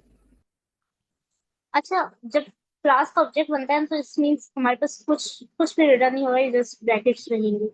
जब पुश की फंक्शन होगा तो हमारे पास ये वैल्यू पास, क्योंकि इनहेरिटेंस के अंदर ना हमेशा हमें, जब हम फंक्शन क्रिएट कर रहे होते हैं ना, तो हमने साथ में ना आर्गुमेंट्स भी पास करने हैं। अगर आप यहाँ पे देखिए, ये पुश का फंक्शन है, इट मीन्स इसके पास कोई ना कोई वैल्यू आएगी, तो तभी हम ये वैल्यू यूज कर रहे हैं। ये हमारे पास वैल्यू खुद से नहीं है, ये वैल्यू पास होके आ रही है। तो जब भी पुश का फंक्शन कॉल होगा तो ये साथ में कौन सी वैल्यू आएगी, -2, जो यहाँ पे एज अ पैरामीटर इस्तेमाल होगी। सेम केस इस पुश के साथ भी है, इसके साथ भी। लेकिन जब गेट मिनिमम का फंक्शन हम कॉल करें तो उसे कोई आर्गुमेंट नहीं चाहिए। यहाँ पे देखिए, इसी वजह से वो कोई भी वैल्यू अपने साथ लेके नहीं आ रहा, कोई पैरामीटर इसमें नहीं आ रहा, तो ये एम्प्टी है। पॉप का भी यही केस है, हमने तो जस्ट रिमूव करवाना है, हमें यहाँ पे कोई पैरामीटर नहीं जरूरत, ये भी एम्प्टी रहेगा, टॉप में भी एम्प्टी रहेगा, और गेट मिनिमम में भी। आप देख सकते हैं कि यहाँ पे अगर हम गेट मिनिमम का भी फंक्शन देखें, यहाँ पे हमें कोई पैरामीटर की जरूरत नहीं है, टॉप में भी नहीं है, पॉप में भी नहीं है, लेकिन हमें स्टैक के पुश फंक्शन में चाहिए। कौन सी? ये मेथड जब भी कॉल होगा वो साथ में अपने साथ एक पैरामीटर लेके आएगा, -2, और जो एज अ वैल्यू यहाँ पे आएगा, और हम इसको इस्तेमाल करके फिर स्टैक के अंदर करवाएंगे। ओके। अच्छा, किसी और का क्वेश्चन है तो वो पूछने, वरना यही था मेरी साइड से।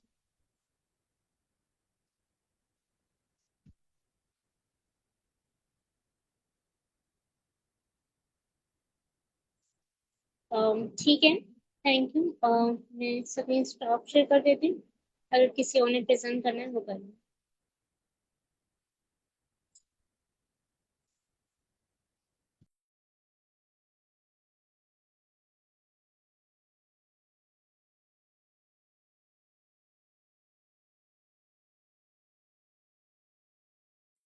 अच्छा, ये टाइमर क्यों स्टार्ट करवाया था?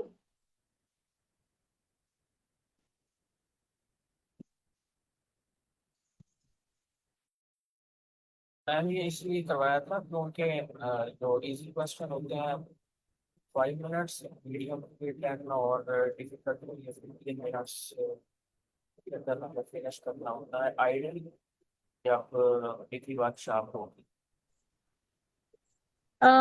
मीडियम के कितने मिनट्स होते हैं? सॉरी है 15। इजी के 5 होते हैं, मीडियम के कितने होते हैं? यस, इसके 10 होते हैं और 15 मिनट्स हार्ड के लिए वैसे होते हैं आइडियली, लेकिन समटाइम्स 5 मिनट्स का उसके अंदर ओवरऑल टाइम के बेस पे हम काम ज़्यादा करते हैं।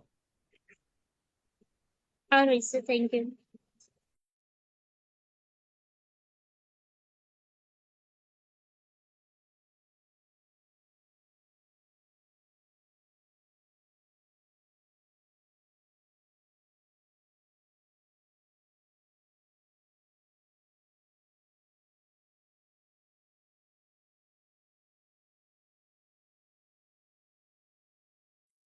किसी और के पास कोई सवाल है करने के लिए?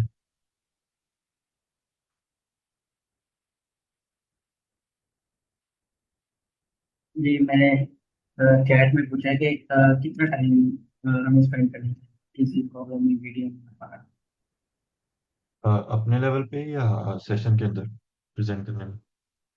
नहीं, अपने प्रैक्टिस के लिए। मेरी आपसे कल भी बात हुई थी, अगर आपने 200 सवाल नहीं किए हैं तो फिर आप ये खुद से एक्सपेक्ट ना करें कि आप क्वेश्चन सॉल्व कर पाएंगे। आप ये ओके। एक्सपेक्ट करें कि आपको भी क्वेश्चंस करने की ज़रूरत है। तो आप बेसिकली सेशंस के अंदर जोर लगाएं, ज़्यादा से ज़्यादा प्रेजेंट करें। तो देख के कर लिया करें, लेकिन मैक्सिमम आप इस चीज़ के ऊपर फोकस करें कि आपने एज सुन एज पॉसिबल 200 सवाल कैसे करने हैं। ओके।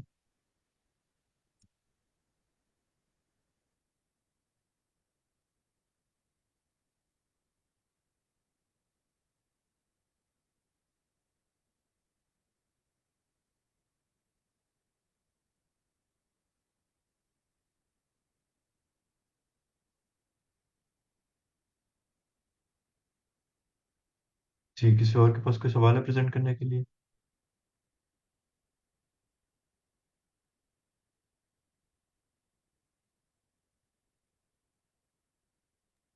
कि मैं कल सेम 4 बजे मैं प्रेजेंट कर सकता हूँ, तो उसी लिस्ट में से क्वेश्चन सेलेक्ट करना है शीट में से। जी, ग्रांड 75 में से। चलो मैं कि कोई वो क्वेश्चन देखता हूँ। Let's see.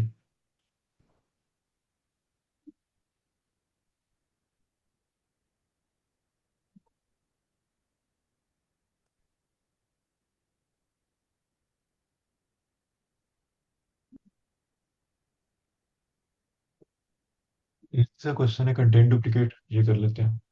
ये लीड कोड का सबसे आसान सवाल है।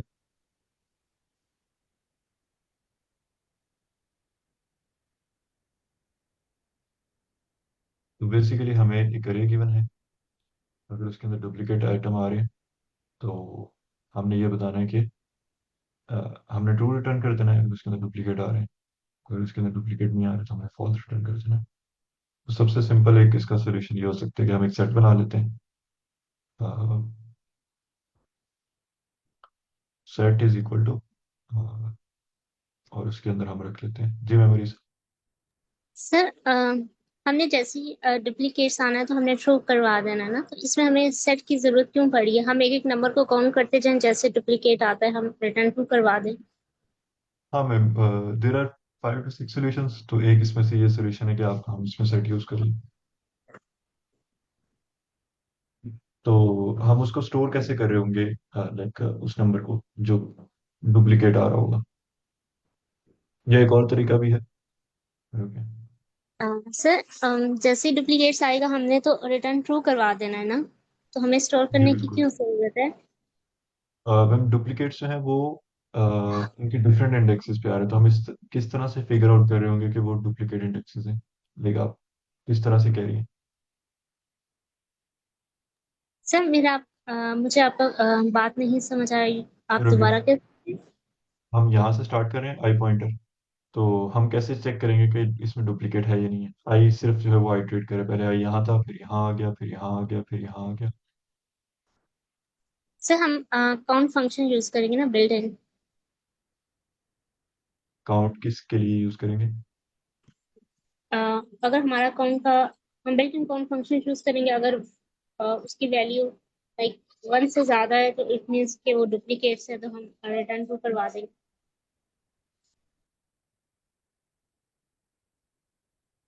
एक सेकंड दीजिए।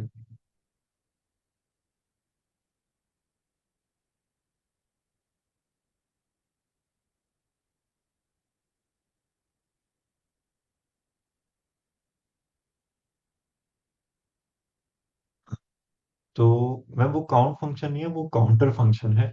काउंटर फंक्शन ये करेगा कि इसकी एक डिक्शनरी बना देगा, और उसके अंदर वन कितनी दफा आ रहा है वो स्टोर कर देगा। फॉर एग्जाम्पल वन दो मरतबा आ रहा है, टू जो है वो एक मरतबा आ रहा है, और थ्री जो है वो एक मरतबा आ रहा है। तो ये इस तरह से हो जाएगा।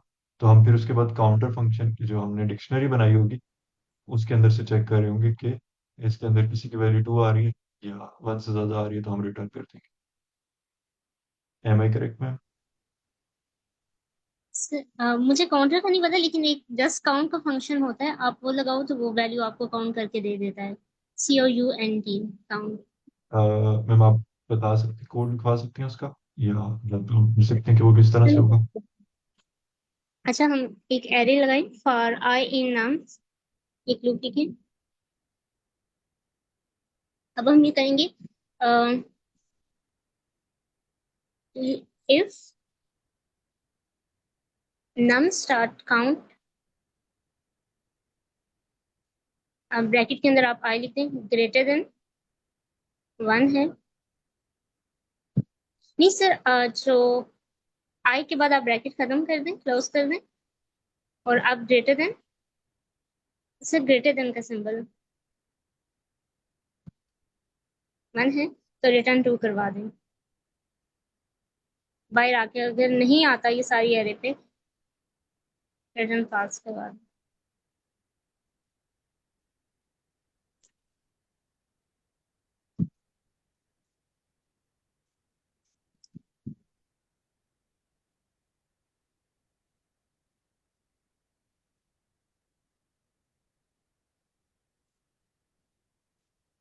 टाइम लिमिट एक्सीड दे रहा है। हाँ, आपका सोल्यूशन ठीक है, बट मेरा क्वेश्चन आपसे ये है कि ये जो काउंट फंक्शन है ये हमारी एक इसकी फॉर एग्जांपल इसकी वैल्यू स्टोर कहाँ पे कर रहा है?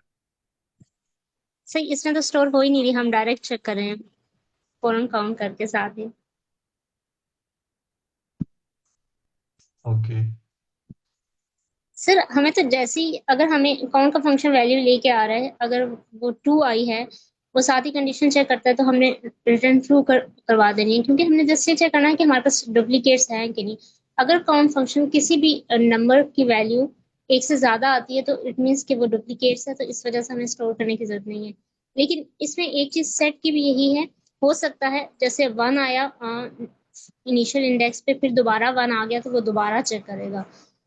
हालांकि बेशक पहली इंडेक्स पे आ गया, तो ये भी हो सकता है सेट, इसमें फिर शायद हम सेट बनाना पड़ जाए।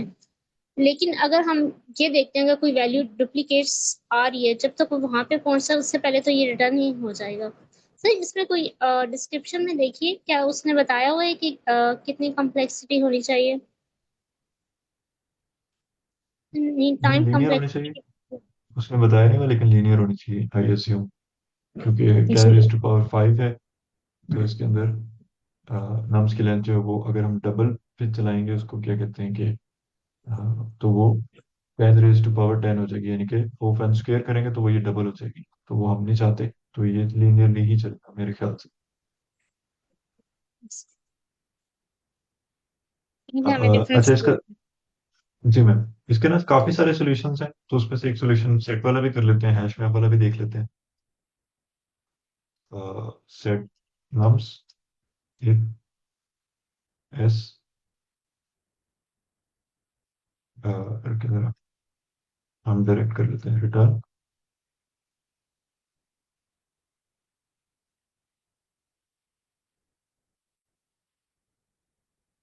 इज नॉट इक्वल टू आएगा, राइट?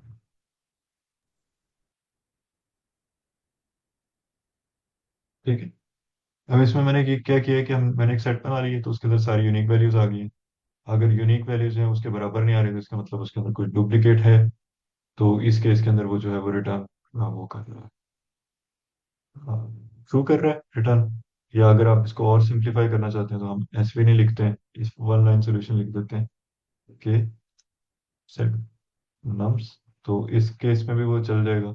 एक ये इसका सोल्यूशन था, और इसके बाद एक और सोल्यूशन देख लेते हैं कि इसके अंदर हम इसकी डिक्शनरी बना देते हैं कि फॉर आई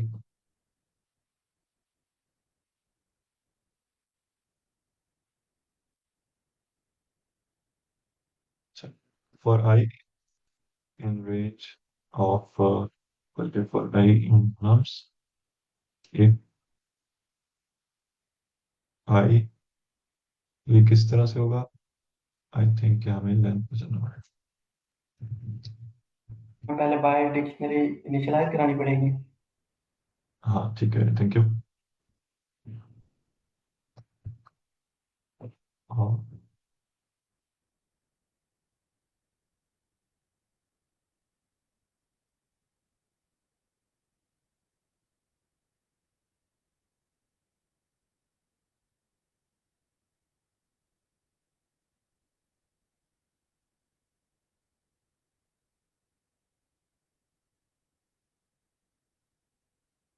तो क्या करोगे?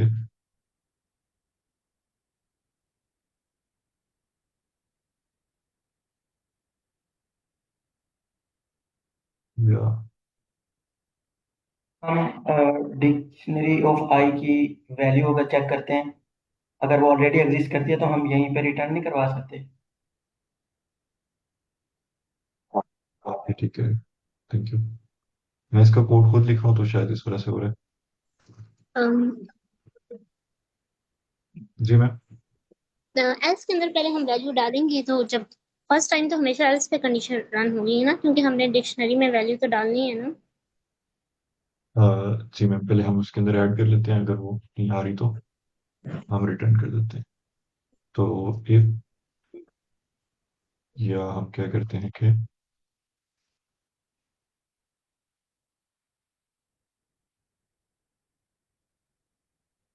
गेट फंक्शन से कर लेते हैं आई कॉमा जीरो। ये ठीक लिखा है मैंने? इसके अंदर कुछ चेंज होने तो वाला है? आई गेस दिस के बाद आई नहीं आएगा शायद। यहाँ पे आई नहीं है? नहीं नहीं, स्टार्ट में डॉट गेट से पहले डिस्क डॉट गेट होगा शायद। हम डिस्क में से, yes. I think syntax wrong है, बट स्टिल देख लेते हैं। चलिए एक बार ट्राई करते हैं।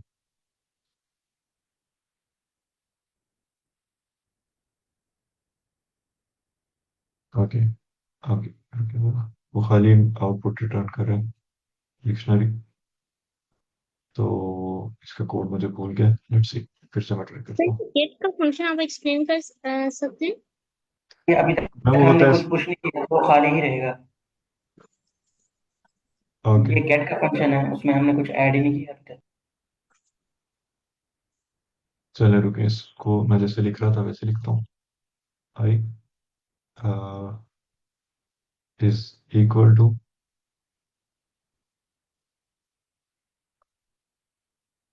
नहीं ऐसे, हाँ अब मुझे याद है, nums I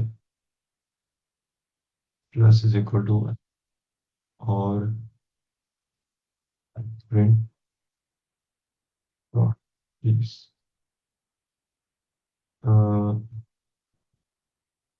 items.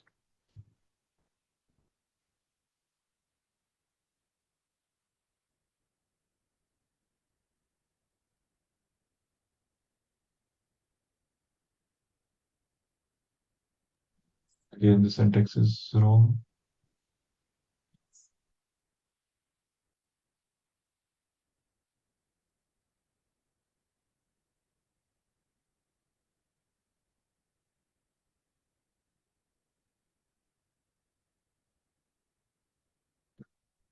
Wait a second, मैं ये ChatGPT से पूछ देता हूँ कि what is wrong over here.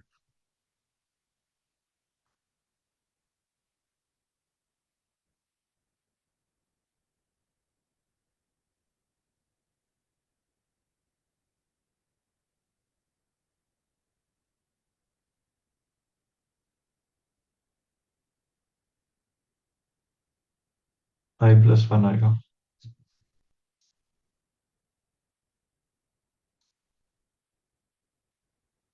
चलिए इसको हम करेक्ट कर लेते हैं।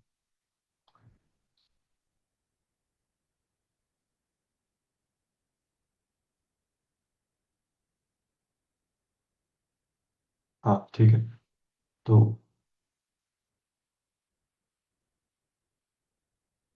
एक जो है वो 4 मरतबा आ रहा है। हाँ, ये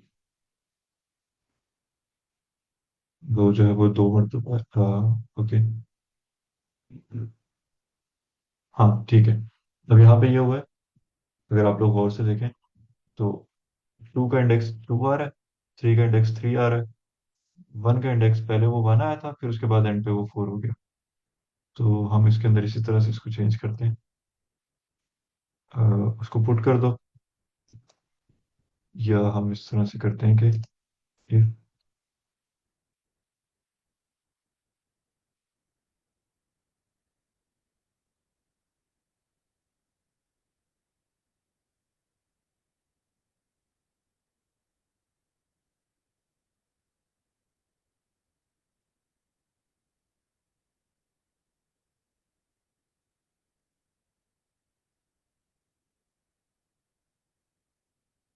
आपके ख्याल में ये ठीक है या इसमें कोई गलती? हम्म,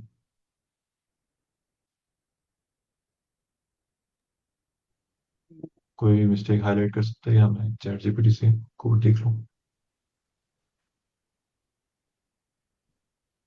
अच्छा, यहाँ पे हमें आई से कंपेयर कर रहे हैं।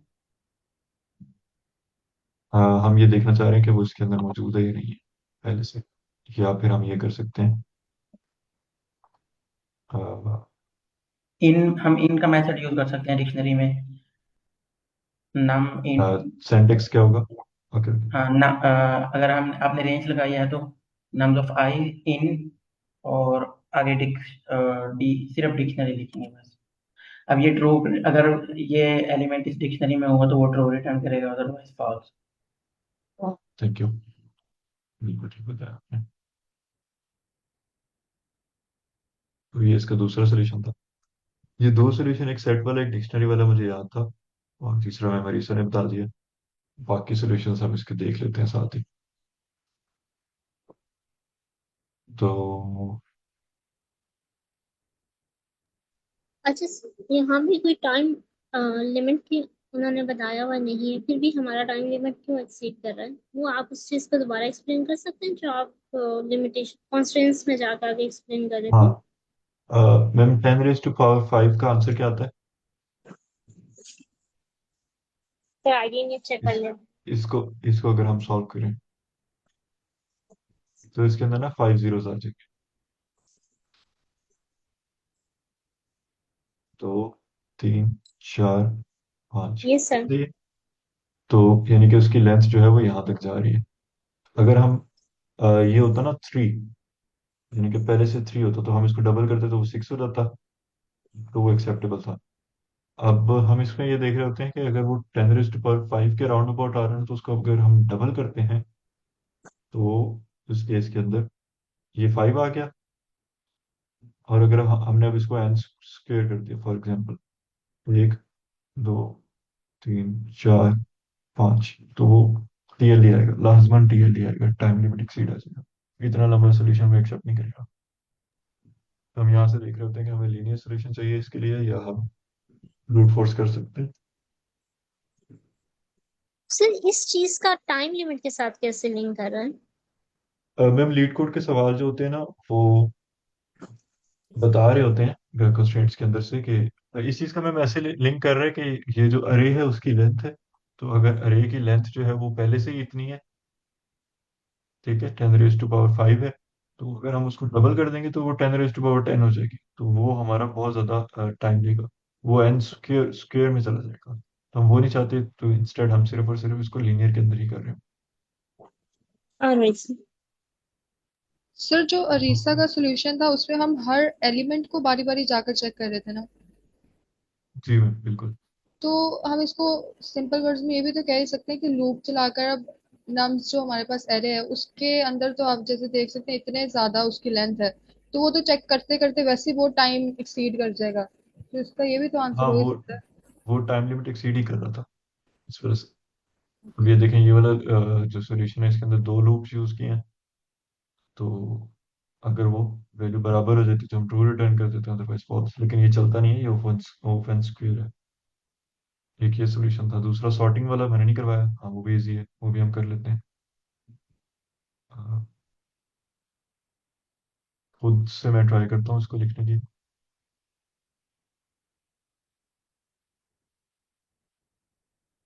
हमने पहले इसको सॉर्ट कर लिया, फिर उसके बाद for i in range nums a nums आई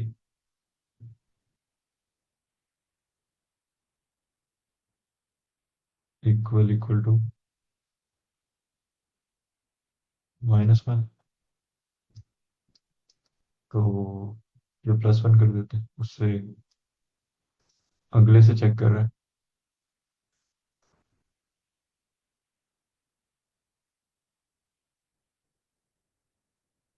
तो ये एक दूसरा सोल्यूशन है। ठीक है, हमने इसको सॉर्ट कर लिया, तो सारे नंबर एक सीक्वेंस के अंदर आ जाएंगे। ओके, अब इसमें मैंने कुछ इंडेक्स आउट ऑफ रेंज, ये हमारा फिर माइनस से होगा।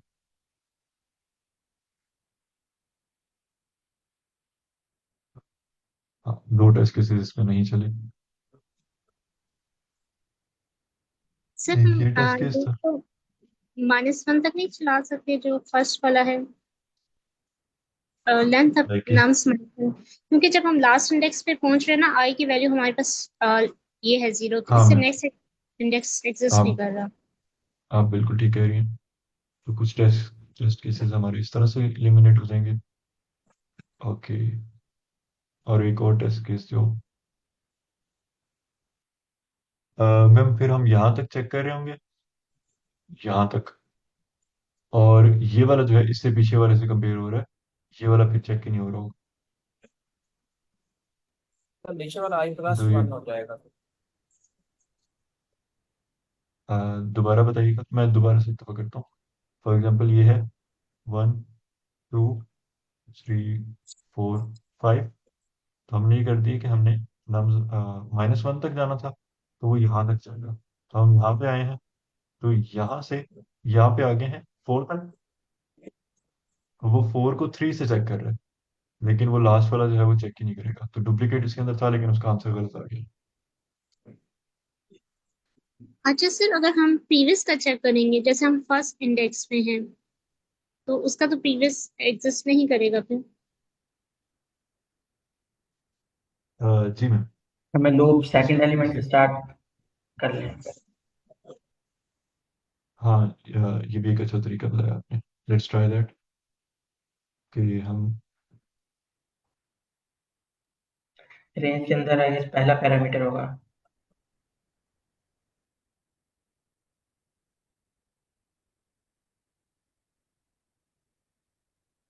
देखें, पहले 75 थे, फिर 73 हो गए, अब 72 हो गए। तो वो खराब हो रहा है। Let me try one more thing at my and, कि हमने क्या किया, हम कुछ करने लगा था। एक सेकंड रुकिएगा। अच्छा, 75 आ रहे हैं।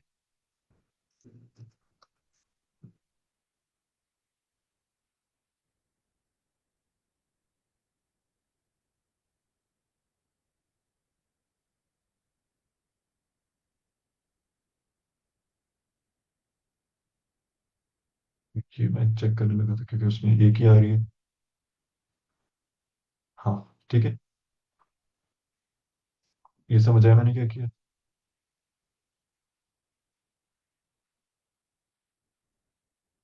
सर अगर ए की वैल्यू है तो उसको कंपैरिजन की जरूरत ही नहीं है, तो हम पास कर देंगे क्योंकि उसका डुप्लीकेट एग्जिस्ट नहीं करेगा। एग्जैक्टली, तो बाकी को हमने सॉर्ट करके उस तरह से कर लिया। तो तीन सोल्यूशन हो गए इसके। एक सेट सेट से कर लिया, सॉर्टिंग से कर लिया, हैश से कर लिया। तो ये उसने सोल्यूशन किया हुआ था। 1 से शुरू कर रहे हैं वो, और वो n तक जा रहे हैं। n जो है वो लेंथ ऑफ नम्स है। ऑल राइट, ठीक है। अच्छा ठीक है, वो एक से शुरू कर रहे हैं, तो यानी कि वो जीरो से स्टार्ट ही नहीं कर रहा, तो इस वजह से वो जो है वो उस टेस्ट केस को एलिमिनेट कर रहे हैं। आई एम नॉट श्योर कि वो हमारे केस के अंदर क्यों नहीं चला था, बट हम उसको देख लेंगे बाद में। ये एन लॉग एन के अंदर है सोल्यूशन। अब ये वाला कौन सा, ये सेट वाला है। उसने इसको बड़ा लंबा बना के रखा हुआ है, बट मैंने इसको बड़ा सिंपल कर दिया था। हैश मैप भी हो गया, दैट्स इट। ठीक है, तो it is the most easiest solution question on LeetCode, the most. जी मेमोरी सर। सर वो आप एक दफा डिक्शनरी वाला सोल्यूशन दिखा सकते हैं? जो मैंने कोड किया था। Yes sir. सर सबमिशन में दिखा हाँ, दें।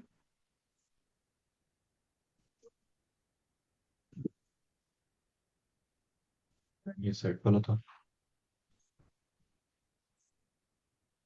सर सेट के बाद वाला होगा, 18 को करें। जी मैम। अच्छा सर, इस कोड में हम फर्स्ट आइटरेशन में जब वो इफ के बाद नीचे आता है तो हम i+1 क्यों कर रहे हैं? हमारे पास फर्स्ट टाइम आ रहा है ना।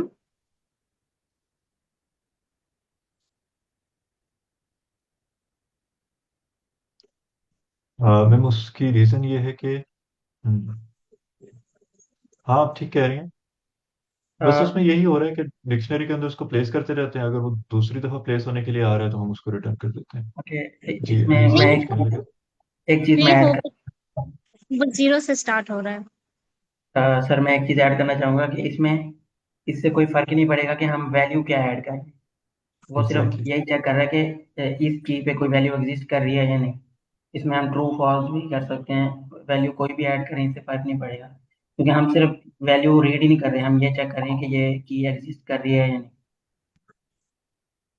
नहीं सर, वो जो मेरा क्वेश्चन था वो क्लियर हो गया है, क्योंकि जब हम हमारे पास जो लूप चल रहा है ना वो जीरो से चल रहा है, तो फिर इस वजह से, क्योंकि वो वैल्यू फर्स्ट टाइम आई है तो हम i+1 करेंगे, ताकि जब फर्स्ट आइटरेशन में i जीरो है तो आई थिंक वो +1 हो जाए।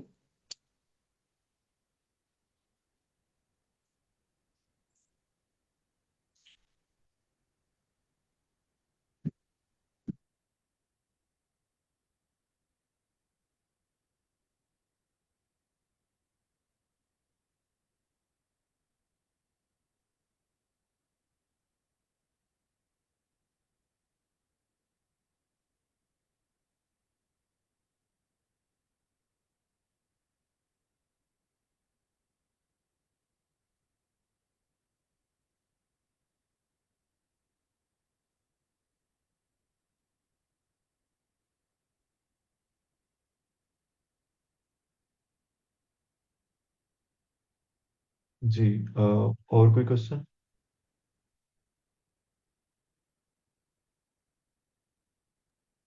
चलें आज के लिए कंक्लूड करते हैं। ये जो ग्राइंड 75 की लिस्ट है इसमें से क्वेश्चन जो है वो आप देख लें, मैंने इस पर काफ़ी टाइम लगा दिया है, बट कोशिश करेंगे कि हम ना इजी मेरे क्वेश्चन जो है वो सवाल 10 10 मिनट में करें, और बाकी जो मीडियम है वो 10 15 मिनट में कर लें। जी बताइएगा। से जो जी चैनल में मुझे शीट मिली है वो डिफरेंट है जो आपने ओपन की थी। हाँ, चैनल के अंदर ही वो पिंड है, लेकिन दोबारा वहाँ पे पूछ लें, मॉडरेटर आपको साथ शेयर कर देंगे, ओके, या थैंक कोई यू। भी इनमें से शेयर कर देगा। तो शेयर कर दे कोई अगर किसी के पास है। स्लैक पे पूछें, वहाँ पे शेयर कर देंगे। ओके।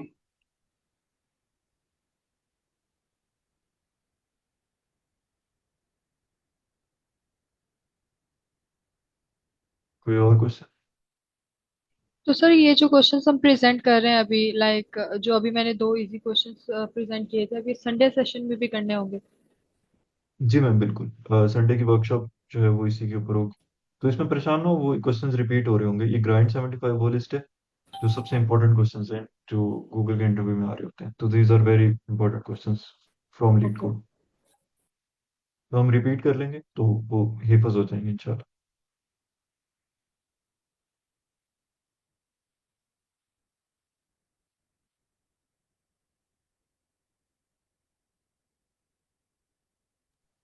अच्छा सर, संडे के वर्कशॉप में जो क्वेश्चन हम यहाँ प्रेजेंट करें वो वहाँ भी वही कर सकते हैं या हमें रिमेनिंग करने होंगे? बिल्कुल बिल्कुल कर सकते हैं, बस मैं कोशिश करूंगा कि उसके अंदर ना टाइम लिमिट हो हर एक क्वेश्चन की, ताकि हम मिनिमम टाइम के अंदर मैक्सिमम क्वेश्चंस कर रहे हैं। बाकी सेम रहेगा सब कुछ। Alright sir.